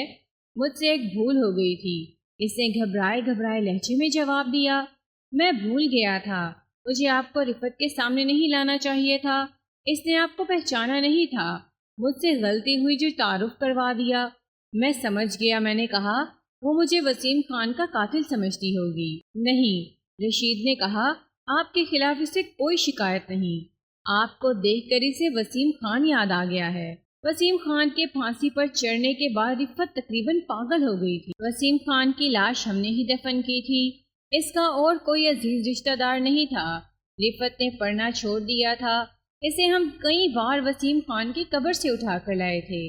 3-4 بار وہ رات کو غائب ہو گئی تھی اور ہر بار وسیم خان کی قبر پر بیٹھی ہوئی ملی۔ ہماری منگنی ہو چکی تھی۔ ڈاکٹروں نے مشورہ دیا کہ شادی کر دی جائے تاکہ رفت کی توجہ تقسیم ہو جائے۔ شادی کر کے بھی رفت ٹھیک نہ ہوئی۔ شادی سن 1953 میں ہو گئی تھی۔ پہلے تو ڈاکٹر علاج کرتے رہے، پھر انگریز ماہر نفسیات کا علاج شروع کرا دیا۔ اس سے یہ فائدہ ہوا کہ 2-4 گھنٹوں کے لیے نارمل ہو جاتی تھی۔ اس دوران ایک بچہ پیدا ہوا، مگر رفت نے اس میں کوئی دلچسپی نہ لی۔ پاکستان بن گیا۔ ہم سپٹمبر 1947 میں انڈیا سے روانہ ہوئے۔ وہاں سے آنے میں ہمیں کوئی مشکل پیش نہ آئی۔ والد صاحب مرحوم نے ایک ٹرک کا انتظام کر لیا تھا۔ ہم پاکستان تک خیریت سے آ گئے، لیکن راستے میں رفت نے سڑکوں پر اور کھیتوں میں مسلمانوں کی جو لاشیں دیکھیں، انہوں نے اس کے ذہن کو جھنجھوڑ دیا۔ ان میں بچوں کی لاشیں بھی تھیں اور عورتوں کی بھی۔ وہ تو آپ نے بھی دیکھی ہوں گی۔ قدم قدم پر لاش تھی اور سڑکیں خون سے لال تھیں۔ رفت جب پاکستان میں داخل ہوئی تو وہ نارمل تھی۔ اس نے کہا، میں ایک وسیم کو روتی تھی، یہاں تو میرے لاکھوں وسیم قتل ہو گئے ہیں۔ یہ ایسا صدمہ تھا جس نے اسے نارمل کر دیا۔ پھر وہ ٹھیک رہی۔ اگر کسی نے گھر میں وسیم خان کا نام لے لیا تو رفت کی یہی حالت ہو جاتی تھی جو آج ہوئی ہے۔ ہم سب محتاط ہو گئے۔ پھر والد صاحب بھی فوت ہو گئے اور امی جان بھی اللہ کو پیاری ہو گئی۔ رفت کے والدین بھی فوت ہو چکے ہیں۔ اب ہم ہیں اور ہمارے بچے۔ ایک مدت گزر گئی ہے کہ گھر میں وسیم خان کا نام کسی نے نہیں لیا۔ آج آپ کو دیکھ کر رفت کو وسیم خان یاد آ گیا ہے۔ سنبھل جائے گی، میں اسے ایک گولی کھلا کر آیا ہوں۔ ہاں رشید صاحب، میں نے بڑے دکھ سے کہا، رفت کو اتنا ہی جذباتی ہونا چاہیے تھا۔ وسیم خان اسی کی عزت کی خاطر پھانسی چڑھا تھا۔ نہیں، رشید نے کہا اور وہ خاموش ہو گیا، جانے کیا سوچنے لگا۔ اس نے دھیمی سی آواز میں کہا، رفت کی ذہنی کیفیت کی وجہ کچھ اور ہے۔ جب رشید نے وجہ بتائی تو مجھے اس طرح دھکا لگا جیسے میرے قریب بم پھٹا ہو۔ اس نے کہا۔ وسیم بے گناہ پھانسی چڑھ گیا تھا۔ بے گناہ؟ میں نے صوفے سے اچھل کر پوچھا۔ کیا اس نے اس لڑکے کو قتل نہیں کیا تھا؟ نہیں، رشید نے کہا، اس لڑکے کو میں نے قتل کیا تھا۔ وسیم خان نے میرے گلے سے پھندا اتار کر اپنے گلے میں ڈال لیا تھا۔ کسی وقت آپ کو پوری کہانی سناؤں گا۔ میں وہ رات ان کے ہاں ٹھہرا۔ دوسرے روز رشید مجھے اپنی کار میں اراضی پر لے گیا۔ میں نے اراضی کی حالت دیکھ کر اسے کئی ایک مشورے دیے، کچھ کام وہیں کے مزاروں سے شروع کرا دیے۔ اس کے بعد میں اپنے چک میں آ گیا۔ اپنے 2 تجربہ کار اور ذہین مزارے رشید کو دے دیے۔ کئی بار شہر گیا، رشید سے ملا، اسے ساتھ لیا اور اس کی اراضی پر بھی گئے۔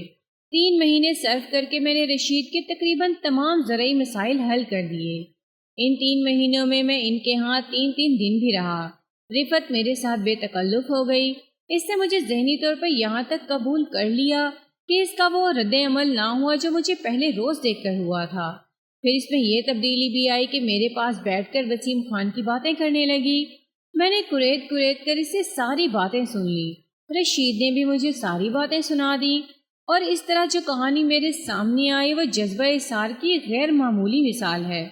میں یہ کہانی اپنے الفاظ میں پیش کرتا ہوں۔ رفت امیر گھرانے کی لڑکی ہے۔ اس کا خاندان ہندوستان کے اسی شہر کا رہنے والا تھا جہاں قتل کی واردات ہوئی تھی۔ رشید بھی امیر کبیر گھرانے کا فرد ہے۔ وہ اس شہر سے کچھ دور ایک قصبے کا رہنے والا تھا۔ اس شہر میں کالج میں پڑھتا اور ہاسٹل میں رہتا تھا۔ رفت لڑکیوں کے کالج میں پڑھتی تھی۔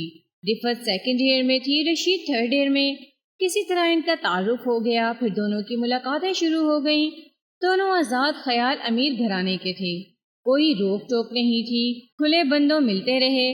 رفت ہاسٹل میں اس کے کمرے میں بھی جاتی رہی۔ دونوں جذباتی تھے، عمر ہی ایسی تھی۔ رفت نے اپنی ماں سے رشید کا ذکر کیا۔ ماں نے اسے کہا کہ وہ رشید کو گھر لائے۔ رشید ان کے گھر گیا تو رفت کی ماں کو وہ اچھا لگا۔ پھر اس کا تعارف رفت کے والد صاحب سے ہوا۔ اس کے بعد رشید رفت کے گھر آنے جانے لگا۔ چھٹیوں میں رشید اپنے گھر گیا تو رفت اور اس کے خاندان کا ذکر اپنے والدین سے کیا۔ اس کے والد صاحب شہر میں آئے تو رشید انہیں رفت کے گھر لے گیا۔ دونوں کے والد صاحبان ایک دوسرے میں گھل مل گئے۔ پھر ان کی ملاقاتیں شروع ہو گئیں اور رشید اور رفت کی منگنی ہو گئی۔ دونوں کالج میں پڑھتے رہے۔ ایک روز رفت رشید کے ہاسٹل میں گئے اور اسے کہا کہ دریا کے کنارے پر چلتے ہیں۔ رشید اسے دریا پر لے گیا۔ تھوڑی دیر کشتی کی سیر کی، پھر دریا کے کنارے ٹہلتے ٹہلتے ذرا دور نکل گئے اور پھوار پڑنے لگی۔ وہ درختوں کے نیچے جا کر کھڑے ہوئے۔ قریب ہی کہیں سے انہیں کسی کے گانے کی دھیمی دھیمی اور بڑی ہی سریلی آواز سنائی دی۔ وہ سمجھے کہ کوئی ملاح یا ماہی گیر ہوگا۔ وہ اس طرف چلے گئے۔ وہاں قدرتی بیلوں نے 2-3 درختوں پر چڑھ کر ایک کمرہ سا بنا رکھا تھا۔ وہاں ایک خوش وضع اور خوش پوش آدمی کھڑا گا رہا تھا۔ رشید اور رفت جھپ گئے اور گانا گانے والا چپ ہو کر مسکرایا۔ اس نے کہا، یہیں آ جائیں، میں بھی پھوار سے چھپا کھڑا ہوں، آپ دونوں اسٹوڈنٹ ہیں؟ رفت نے اپنا اور رشید کا تعارف کروایا اور اس آدمی نے اپنا نام وسیم خان بتایا۔ رفت کہتی ہے کہ جب وسیم خان اور اس کی آنکھیں آمنے سامنے ملی تو وسیم خان کی مسکراہٹ یک لخت غائب ہو گئی اور اس کا چہرہ اس طرح اداس ہو گیا جیسے چاند پر بادل آ گیا ہو۔ یہ تبدیلی اتنی نمایاں تھی کہ رفت پریشان سی ہو گئی۔ وسیم خان نے اس سے پوچھا، آپ کہاں کی رہنے والی ہیں؟ رفت نے اسے بتایا۔ وسیم خان گہری سوچ میں کھو گیا۔ رشید نے یہ کہانی سناتے ہوئے اپنے اس وقت کے تاثرات ان الفاظ میں بیان کیے۔ وسیم خان رفت کو دیکھتے ہی سنجیدہ ہو گیا اور میں سمجھا کہ یہ رفت کی خوبصورتی کا اثر ہے۔ اسے جو کوئی دیکھتا ہے کچھ دیر دیکھتا ہی رہتا ہے۔ وسیم خان کے متعلق بھی میں نے ایسی ہی رائے قائم کی۔ اسے تو جیسے یہ خیال ہی نہیں رہا تھا کہ میں بھی وہاں موجود ہوں۔ وہ صرف رفت سے اس کے خاندان اور حسب نسب کے متعلق پوچھتا رہا۔ رفت نے جب اپنے والد صاحب کا نام بتایا تو وسیم خان کے منہ سے ایک آہ سی نکل گئی۔ اس کی آنکھیں قدرے سرخ ہو گئیں۔ اس نے سر جھکا لیا اور وہ ٹہلتے ٹہلتے اوٹ سے نکل کر پھوار میں جا کھڑا ہوا۔ میں نے رفت سے آہستہ سے کہا، شاعر معلوم ہوتا ہے، لیکن وہ اسے دلچسپی سے دیکھ رہی تھی۔ وسیم خان پھوار میں چلا گیا تھا۔ رشید اور رفت کی طرف اس کی پیٹھ تھی۔ وہ اچانک پیچھے کو گھوما۔ اب وہ پہلے کی طرح مسکرا رہا تھا۔ کہنے لگا، یہ پھوار بہت اچھی لگتی ہے، دیکھو بچوں، اس پھوار سے چھپو نہیں، گھومو پھرو۔ پھر اس نے رشید سے کہا، اگر میری پہلی بیٹی زندہ ہوتی تو رفت کی طرح ہوتی۔ اسے دیکھ کر مجھے اپنی بچی یاد آ گئی تھی۔ رشید نے اس کے متعلق اپنی رائے بدل لی۔ وہ اسے جوان سال آدمی سمجھتا رہا، مگر وہ 40 سال سے کچھ زیادہ ہی عمر کا تھا۔ اس کی شگفتی اود کر آئی اور اس نے کچھ ایسی ہی پیاری باتیں کی کہ رفت اور رشید اس سے بہت متاثر ہوئے۔ رفت کے کہنے کے مطابق اس نے جو تاثر قبول کیا وہ غیر معمولی تھا اور اس کا تعلق براہ راست جذبات سے تھا۔ ان دونوں کی فرمائش پر وسیم خان نے انہیں 2 گیت اور ایک غزل سنائی۔ اس شام وہ بہت دیر تک وسیم خان کے ساتھ رہے۔ وہ ان کے ساتھ بچوں کی طرح ہنستا کھیلتا رہا، پھر وہ اکٹھے واپس آ گئے۔ 2-3 روز بعد رشید اور رفت اس کے گھر گئے۔ وسیم خان نے ان کا اپنی بیوی سے تعارف کروایا۔ وسیم خان کی بیوی سامنے رنگت کی عورت تھی جس کے نقش و نگار میں بڑی کشش تھی۔ معلوم ہوا کہ وسیم خان کے 3 بچے پیدا ہوئے تھے، تینوں باری باری بچپن میں ہی مر گئے۔ وسیم خان کی بیوی کو بچوں کا بہت غم تھا، انہیں یاد کر کے روتی تھی۔ یہی غم وسیم خان کے دل کو بھی جلا رہا تھا، لیکن اس نے غم کو مسکراہٹوں، کہکہوں اور لطیفوں میں چھپا لیا تھا۔ البتہ جب وہ گاتا تھا تو معلوم ہوتا تھا کہ اس کی آواز غم اور سوز میں ڈوبی ہوئی ہے۔ اس روز کے بعد رفت کا یہ معمول بن گیا کہ تیسرے چوتھے روز وسیم خان کے گھر چلی جاتی۔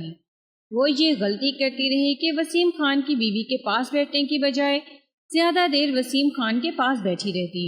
رفت نے مجھے بتایا کہ وسیم خان اسے دیکھتا تھا تو اس پہ کوئی ایسی ذہنی کیفیت طاری ہو جاتی تھی جسے وہ آج بھی بیان نہیں کر سکتی۔ ان میں ہم راز دوستوں والی بے تکلفی بھی پیدا ہو گئی تھی اور رفت عمر کا فرق بھول گئی۔ وہ وسیم خان کے پاس بیٹھ کر روحانی سکون محسوس کرتی تھی۔ کبھی کبھی رشید بھی وسیم خان کے گھر جاتا تھا۔ 1 مہینے بعد کچھ ناگواریاں پیدا ہونے لگیں۔ رشید رفت اور وسیم خان کی بے تکلفی کو ناپسند کرنے لگا۔ وہ آخر اس کی منگیتر تھی۔ وسیم خان کی بیوی بھی شکوک میں مبتلا ہو گئی۔ یہ تو معلوم نہیں ہو سکا کہ وسیم خان اور اس کی بیوی کی آپس میں اس بات پر کبھی لڑائی ہوئی تھی یا نہیں۔ البتہ رشید اور رفت کی آپس میں جھک جھک ہونے لگی۔ رفت نے وسیم کو بتایا کہ رشید اس سے بدظن ہوتا جا رہا ہے۔ وسیم خان نے رشید کو سمجھایا کہ اس کی عمر 42 سال ہے اور رفت کی عمر ابھی 20 سال بھی نہیں ہوئی۔ یہ تو باپ بیٹی کا رشتہ ہے۔ رشید نے اسے صاف لفظوں میں کہا کہ بے شک وہ 42 سال کا ہے، لیکن اس میں اتنی شگفتگی اور اتنی زندگی ہے کہ رفت عمر کو نظر انداز کر چکی ہے۔ وسیم خان نے اس کا شک دور کرنے کی بہت کوشش کی، لیکن رشید بدظن رہا اور بدظن ہی ہوتا چلا گیا۔ 1 مہینہ اور گزر گیا۔ ایک روز وسیم خان کے گھر گئے تو معلوم ہوا کہ اس کی بیوی مر گئی ہے۔ اسے دل کے مقام پر درد اٹھا۔ ڈاکٹر فوراً آ گیا لیکن مریضہ بچ نہ سکی۔ یہ دل کے مرض کا حملہ تھا جو اچانک ہوا۔ رشید اور رفت نے وسیم خان کو پہلی بار روتے دیکھا، اور وہ بھی اس طرح جیسے دودھ پیتا بچہ بھوک سے رو رہا ہو۔ رفت جذباتی طور پر وسیم خان کی غلام ہو گئی تھی۔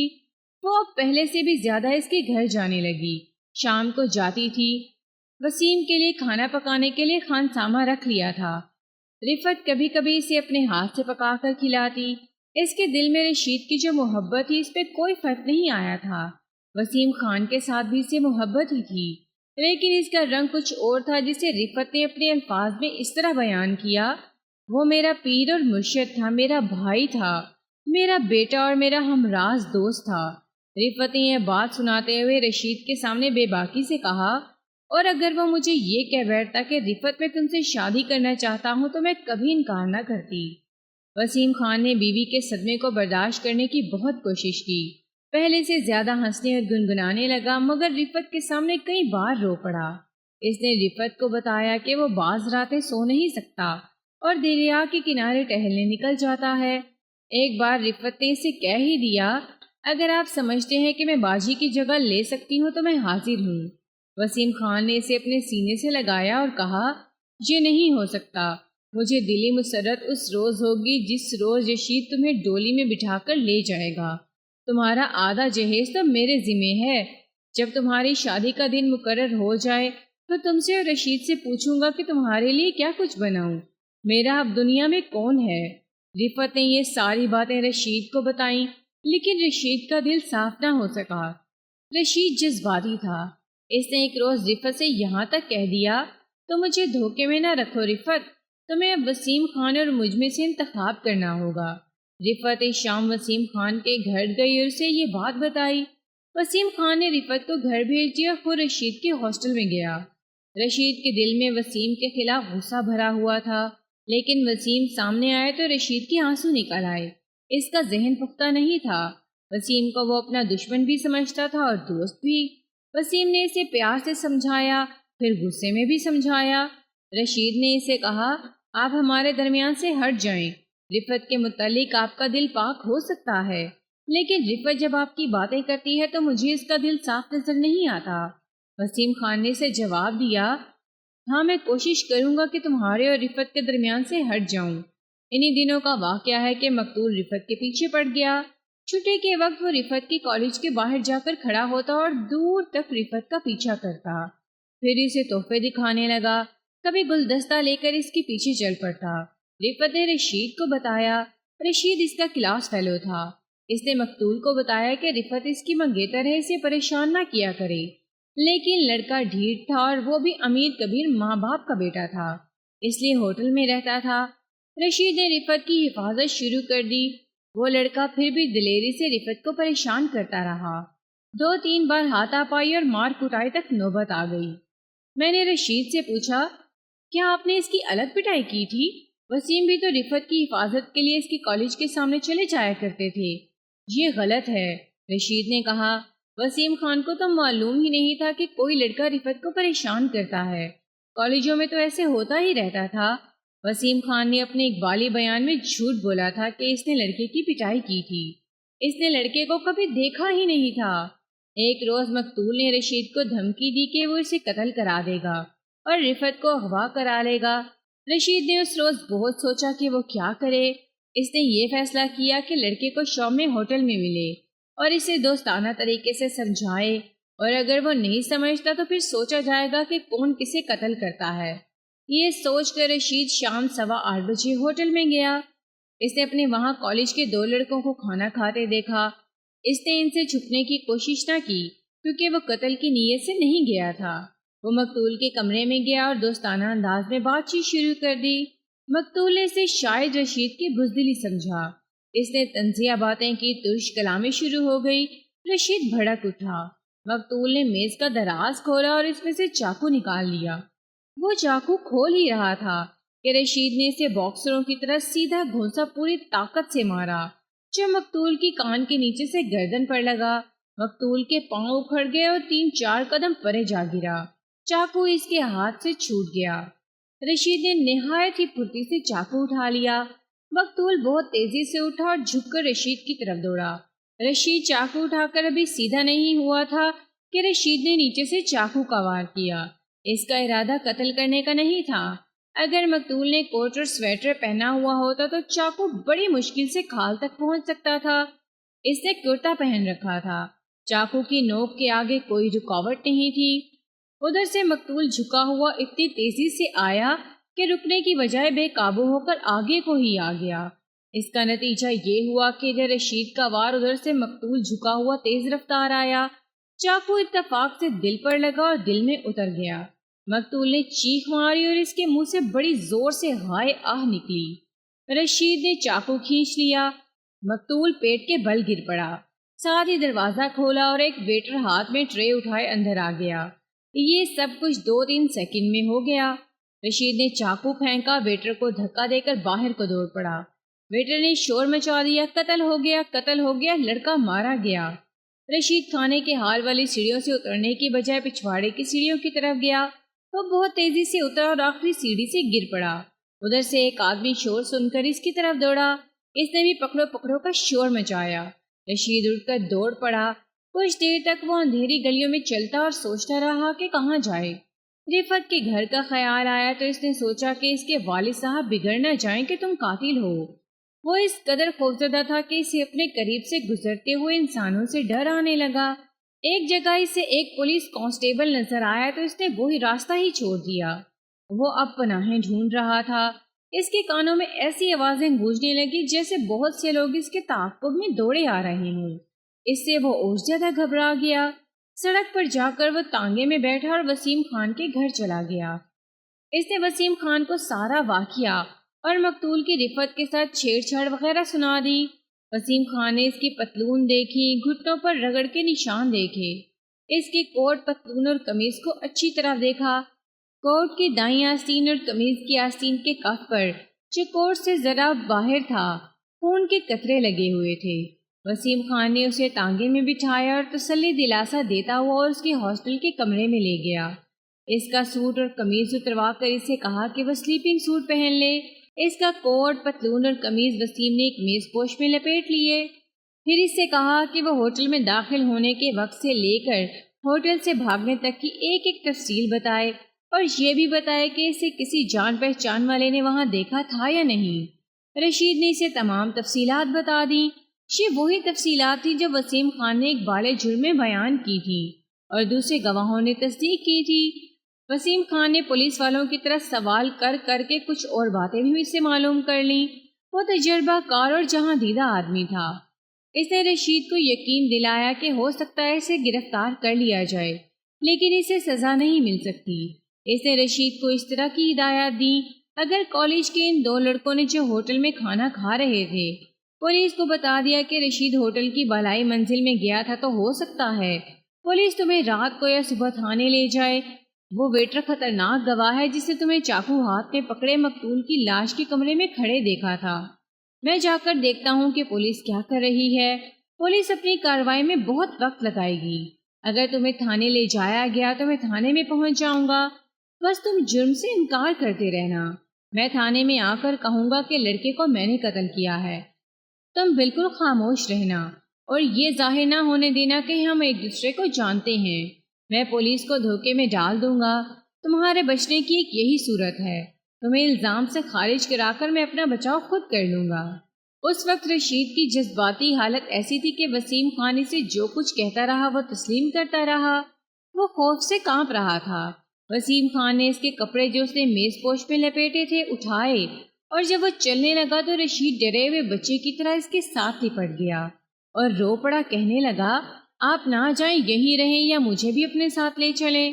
وسیم خان نے اسے سمجھایا کہ اس کا اب کمرے سے غیر حاضر ہونا مناسب نہیں، وہ حوصلہ مضبوط رکھے اور اگر پولیس آ جائے تو پوری دلیری سے واردات سے لا علمی کا اظہار کرے۔ وسیم خان اس کے واردات کے وقت کے کپڑے لے کر چلا گیا۔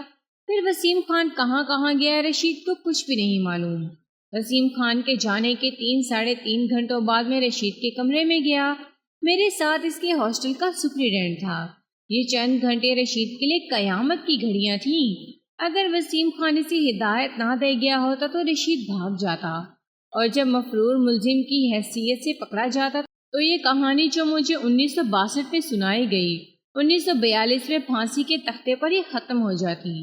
میری رائے یہ ہے کہ اگر وسیم خان اپنے آپ کو پیش نہ کر دیتا تو رشید کو یقیناً سزائے موت ہو جاتی یا سیشن جج اس کی کم عمری پر رحم کرتے ہوئے عمر قید کی سزا دیتا، لیکن اس انگریز سیشن جج سے رحم کی توقع نہیں رکھی جا سکتی تھی۔ رشید نے وسیم خان کو تھانے میں دیکھا جب میں رشید کو اقبال جرم کے عین کنارے پر لے آیا تھا۔ اس کے بعد جو کچھ ہوا وہ آپ کو سنا چکا ہوں۔ رشید کو میں نے خارج از تفتیش کر دیا تو وہ رفت کے گھر گیا اور اسے ساری واردات سنائی۔ رفت کے والد صاحب بھی جاگ اٹھے۔ رشید نے انہیں یہ بھی بتایا کہ اس کا ایک کلاس فیلو اس کے ہاتھوں قتل ہو گیا ہے اور وسیم خان نے ڈرامہ کھیلا ہے۔ رفت کے والد صاحب پریشان ہو گئے، وہ وسیم خان کو نہیں جانتے تھے۔ رشید اور رفت نے انہیں بتایا کہ وہ کون ہے اور ان کے ساتھ ان کا کیا تعلق ہے۔ والد صاحب بہت متاثر ہوئے۔ انہوں نے محسوس کیا کہ وسیم خان خلوص اور اصرار کا پیکر ہے، ورنہ کسی کی خاطر کون اتنا خطرہ مول لیتا ہے۔ وہ اسی وقت پولیس اسٹیشن گئے۔ آگے میں تھا، میں ایس ایچ او تھا۔ میں نے انہیں وسیم خان سے ملنے کی اجازت نہیں دی کیونکہ مجھے ابھی وسیم خان کا اقبالی بیان مجسٹریٹ کے سامنے لے جا کر قلم بند کرانا تھا۔ میں نے انہیں بتایا کہ 4-5 دنوں تک وسیم خان کو جیل کی حوالات میں بھیج دیا جائے گا، وہاں آپ اسے آسانی سے مل سکتے ہیں۔ میں نے چھٹے روز اپنی کارروائی مکمل کر لی۔ وسیم خان کا اقبال جرم قلم بند ہوا اور اسے جیل کی حوالات میں بھیج دیا گیا۔ رفت کے والد صاحب رسوخ والے تھے، انہوں نے وسیم خان سے ملاقات کی۔ وہ ایک وکیل بھی ساتھ لے گئے تھے۔ رفت اور رشید بھی ساتھ تھے۔ یہ رفت کے والد صاحب اور وسیم خان کی پہلی ملاقات تھی۔ رفت نے مجھے بتایا ہم جیل کے اندر گئے اور ہمیں ایک کمرے میں بٹھا دیا گیا۔ تھوڑی دیر بعد وسیم خان کمرے میں داخل ہوا۔ میں اور رشید اٹھ کر کھڑے ہو گئے۔ میں نے ابا جان سے کہا کہ یہ ہے وسیم خان۔ ابا جان نے وسیم خان کو دیکھا تو ان کا منہ اور آنکھیں حیرت سے کھل گئیں۔ وسیم خان مسکرا رہے تھے۔ ابا جان کے منہ سے جیسے سسکی نکلی ہو۔ انہوں نے کہا، وسیم تم؟ وسیم خان نے مسکرا کر جواب دیا، زندگی کا سفر عجیب ہے، بچھڑے ہوئے مسافر کسی نہ کسی منزل، کسی نہ کسی موڑ پر مل ہی جاتے ہیں۔ وسیم خان ہمیشہ ایسی ہی باتیں کیا کرتے تھے اور ان کی یہی باتیں مجھے بہت پسند تھیں۔ وسیم خان نے ابا جان کی طرف ہاتھ بڑھایا، لیکن ابا جان نے ہاتھ ملانے کی بجائے وسیم خان کو بازو میں لے لیا اور کتنی ہی دیر دونوں ایک دوسرے کے سینے سے لگے رہے۔ بہت مختصر باتیں ہوئیں۔ میں سوچتی رہی، کیا ابا جان اور وسیم خان ایک دوسرے کو جانتے ہیں؟ ان کے درمیان کیس کے متعلق باتیں ہوتی رہیں۔ وکیل نے بتایا کہ جب وہ سیشن کورٹ میں جائیں تو ایک بیالی بیان سے منحرف ہو جائیں اور بیان دے کہ پولیس نے تشدد سے بیان لیا ہے۔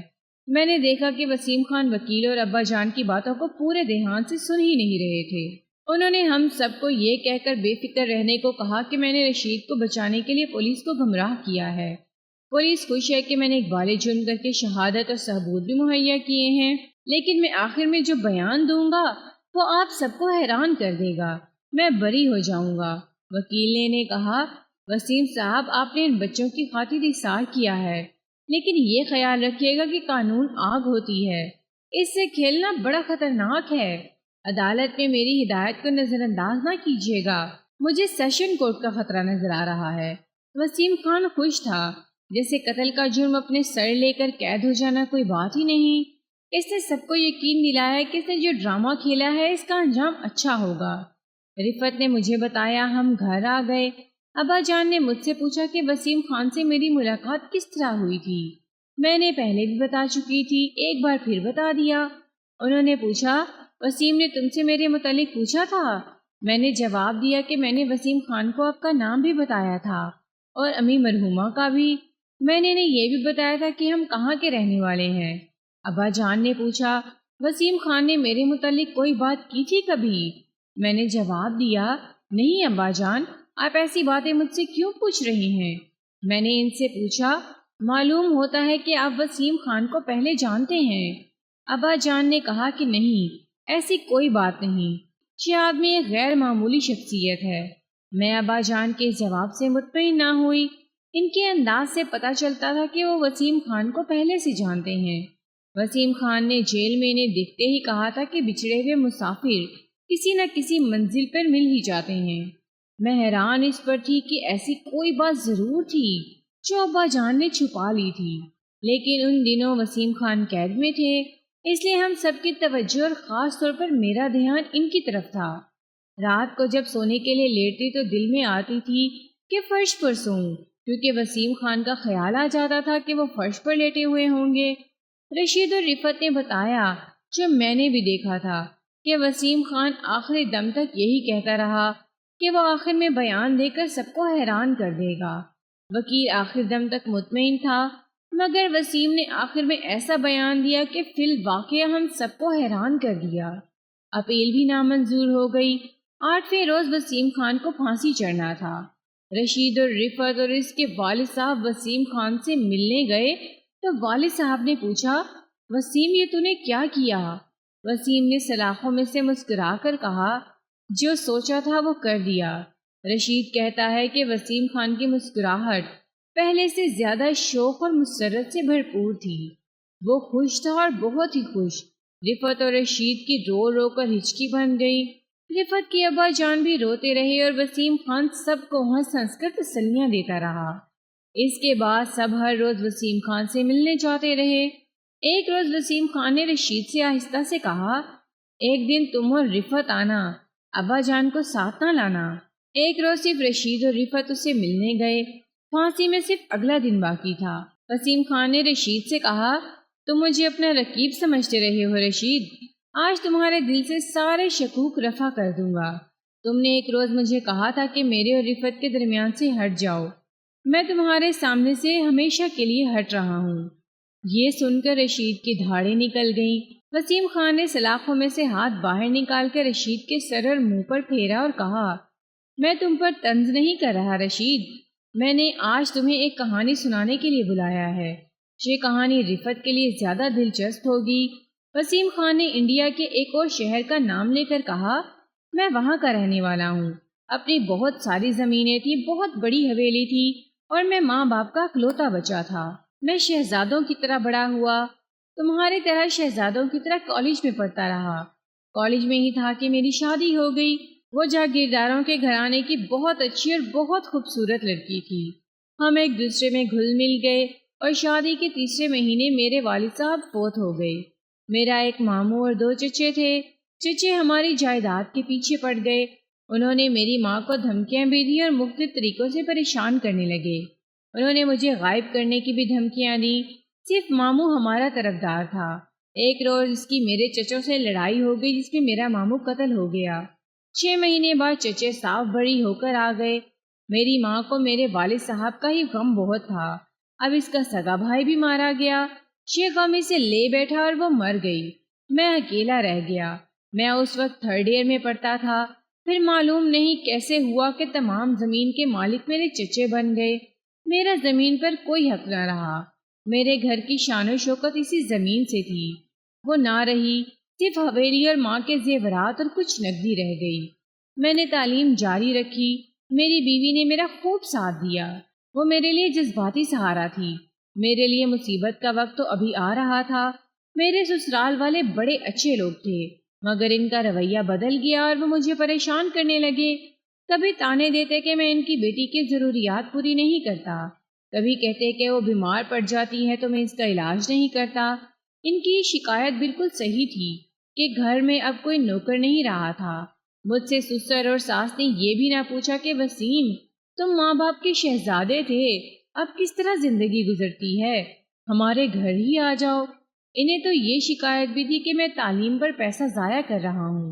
میری بیوی میکے جاتی ہے تو ماں باپ واپس نہ آنے دیتے، وہ واپس آتی تو اپنے ماں باپ کو ناراض کر کے زبردستی آتی۔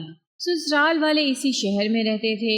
ایک روز بیوی نے مجھے بتایا کہ اس کے ماں باپ کو میرے خلاف دراصل شکایت یہ ہے کہ میری اب کوئی زمین نہیں اور میں ان کی حیثیت کے مطابق نہیں رہا، لہٰذا وہ یہ چاہتے ہیں کہ میں بیوی کو طلاق دے دوں۔ میں سمجھ گیا کہ ان لوگوں نے اپنی بیٹی مجھے نہیں، میری جائیداد کو دی تھی۔ میری بیوی کو پہلا بچہ ہونے والا تھا۔ دن قریب آیا تو اسے ماں آ کر گھر لے گئی۔ 7-8 روز بعد میری بیوی نے بچی کو جنم دیا۔ مجھے سسرال والوں نے اطلاع تک نہ دی، کسی کی زبانی پتہ چلا۔ میں خوشی خوشی گیا، لیکن مجھے اپنی بیوی تک جانے کی اجازت نہ دی گئی، نہ ہی میں اپنی بچی کو دیکھ سکا۔ میں وہاں بیٹھا رہا، کسی نے پانی کا گھونٹ بھی نہ پوچھا۔ میں اٹھ کر آ گیا۔ 3 مہینے میری بیوی نہ آئی، میں بھی نہ گیا۔ وہاں میرے لیے صرف ذلت تھی۔ ایک روز مجھے اپنے سسر کا پیغام ملا کہ میں بیوی کو طلاق دے دوں۔ میں نے انکار کر دیا۔ اس کے بعد مجھے دھمکیاں ملنے لگیں۔ سسرال سے صاف جواب آ گیا کہ وہ میری بیوی کو نہیں بھیجیں گے۔ میں اکیلا تھا اور ناتجربہ کار، تمہاری جتنی عمر تھی۔ میں چکرا گیا۔ ایک رات میرے گھر ڈاکہ پڑا، میری جان بچ گئی مگر گھر میں کچھ بھی نہ رہا۔ زیورات، نقدی اور قیمتی چیزیں نکل گئیں۔ دوسرے دن سسرال سے پیغام آئے کہ طلاق نامہ لکھ دو۔ میں نے طلاق لکھ دی۔ پولیس کو لوگوں کے زور دینے پر رپورٹ دی کہ میرے گھر پر ڈاکہ پڑا ہے۔ پولیس نے پوچھا کہ مجھے کسی پر شک ہے۔ میں جانتا تھا کہ ڈاکو میرے سسرال کے کرائے کے ڈاکو تھے۔ میں نے پولیس کو بتایا کہ مجھے کسی پر شک نہیں، مجھے صرف اپنی بیوی کا خیال تھا، مگر اب میں اسے اپنی بیوی نہیں کہہ سکتا تھا۔ اس کی دوسری شادی کر دی گئی۔ اس کا دوسرا خاوند اسی شہر کا ایک امیر زادہ تھا۔ میں اتنا دل برداشتہ ہوا کہ حویلی بیچ ڈالی۔ بہت بڑی حویلی تھی، اچھی رقم مل گئی۔ میں اس شہر میں آ گیا اور یہ مکان خرید لیا جہاں میں رہتا تھا۔ خاصی رقم بچ گئی۔ اس سے میں نے BA کا آخری سال پورا کیا اور ڈگری لے لی۔ نوکری کی تلاش کی تو کوئی جگہ نہ ملی۔ میں جس محکمے میں ملازم تھا اس کے سب سے بڑے افسر کے پاس چلا گیا۔ وہ ایک انگریز تھا۔ اسے بچپن سے لے کر اس روز تک کی آپ بیتی سنا دی اور اس سے کہا کہ تمہاری بادشاہی میں مجھ پر یہ ظلم ہوئے ہیں۔ میں یہ نہیں کہتا کہ ان لوگوں کو سزا دی جائے، مجھے صرف نوکری چاہیے۔ وہ میری مصیبت کی رودات سے اتنا متاثر ہوا کہ مجھے نہایت اچھی نوکری دے دی۔ میں نے محنت اور دیانتداری سے کام کیا۔ 2 سال بعد ایک محکمانہ امتحان پاس کر لیا۔ مجھے ترقی مل گئی۔ یہ انگریز افسر مجھ میں خصوصی دلچسپی لیتا تھا۔ 6 سال اس نے مجھے عہدہ بھی دے دیا۔ جو غم میں نے سہے وہ اچھے بہادروں کو پاگل کر دیتے ہیں۔ میرے اندر غم بھی تھا اور غصہ بھی۔ مجھے بڑا ہی غسیلہ انسان ہونا چاہیے تھا، لیکن میں نے ہنسنا شروع کر دیا۔ میں نے دریا کے کنارے دور جا کر بلند آواز سے گانا شروع کر دیا اور لوگ کہنے لگے وسیم زندہ دل آدمی ہے، بہت اچھا گاتا ہے۔ بعض نے یہ بھی کہا کہ جسے کوئی غم نہ ہو وہ زندہ دل اور گویا نہ ہو تو اور کیا ہو۔ یہ کسی کو بھی معلوم نہیں تھا کہ میں سراپا غم ہوں اور میرا دل بری طرح مجروح ہے۔ مجھے بیوی کی یاد آتی تھی تو میں فی الواقع تڑپنے لگتا۔ میں تصوروں میں اپنی بچی سے پیار کیا کرتا تھا اور پیار کا نشہ پورا کرنے کے لیے میں ہر اس انسان کے ساتھ محبت کرنے لگا جو کسی نہ کسی رنگ میں مظلوم تھا۔ میں نے ارادہ کر لیا تھا کہ ساری عمر شادی نہیں کروں گا۔ ایک روز ایک بیوہ کے متعلق پتہ چلا کہ 2 سال پہلے تک اس کا خامن زندہ تھا تو وہ فارغ البال سے باپردہ زندگی گزارتی تھی۔ خامن مر گیا تو لوگوں کے گھروں میں کام کرنے لگی۔ اس کی ایک جوان بیٹی تھی جسے بعض لوگ غربت کی وجہ سے خراب کرنا چاہتے تھے۔ چونکہ وہ غریب تھی اس لیے کوئی اس سے شادی بھی نہیں کرنا چاہتا تھا۔ میں لڑکی کی ماں سے ملا، رشتہ طے کیا اور چند ایک آدمیوں کو بٹھا کر اس کی بیٹی کو بیاہ لایا۔ میں نے شادی کی خاطر شادی نہیں کی تھی، ایک لڑکی کو پناہ دی تھی۔ وہ بڑی اچھی بیوی ثابت ہوئی۔ 3 بچے پیدا ہوئے، تینوں مر گئے۔ وقت گزرتا چلا گیا اور 18-19 سال گزر گئے۔ پھر وہ شام آئی جب تم دونوں اچانک میری زندگی میں داخل ہوئے۔ تم دونوں شاید دیکھ نہیں سکے تھے کہ رفعت کو دیکھ کر میں چونک پڑا تھا اور میں افسردہ ہو گیا تھا۔ مجھے یوں محسوس ہوا جیسے میری پہلی بیوی آ گئی ہے۔ نقش و نگار میں ذرہ بھر بھی فرق نہ تھا۔ اسی عمر میں وہ میرے گھر میں آئی تھی۔ میں نے انسانوں میں اتنی مشابہت کبھی نہیں دیکھی۔ رفعت کی شکل میری پہلی بیوی سے زیادہ ملتی تھی۔ مجھے یہ دھماکہ ہوا جیسے میں اسے خواب میں دیکھ رہا ہوں۔ پھر ہمیں بے تکلفی پیدا ہو گئی تو میں نے رفعت سے اس کے والد صاحب کا نام پوچھا۔ اس نے بتایا تو میرے دل میں درد کی ایک ٹیس اٹھی۔ میں نے اس سے اس کی امی کا نام پوچھا تو اس نے امی کا نام بھی بتایا اور یہ بھی کہ اس کی امی کا اس کے بچپن میں انتقال ہو گیا تھا۔ میرے سارے دھوکے صحیح ثابت ہوئے۔ رفعت تم میری پہلی بچی ہو۔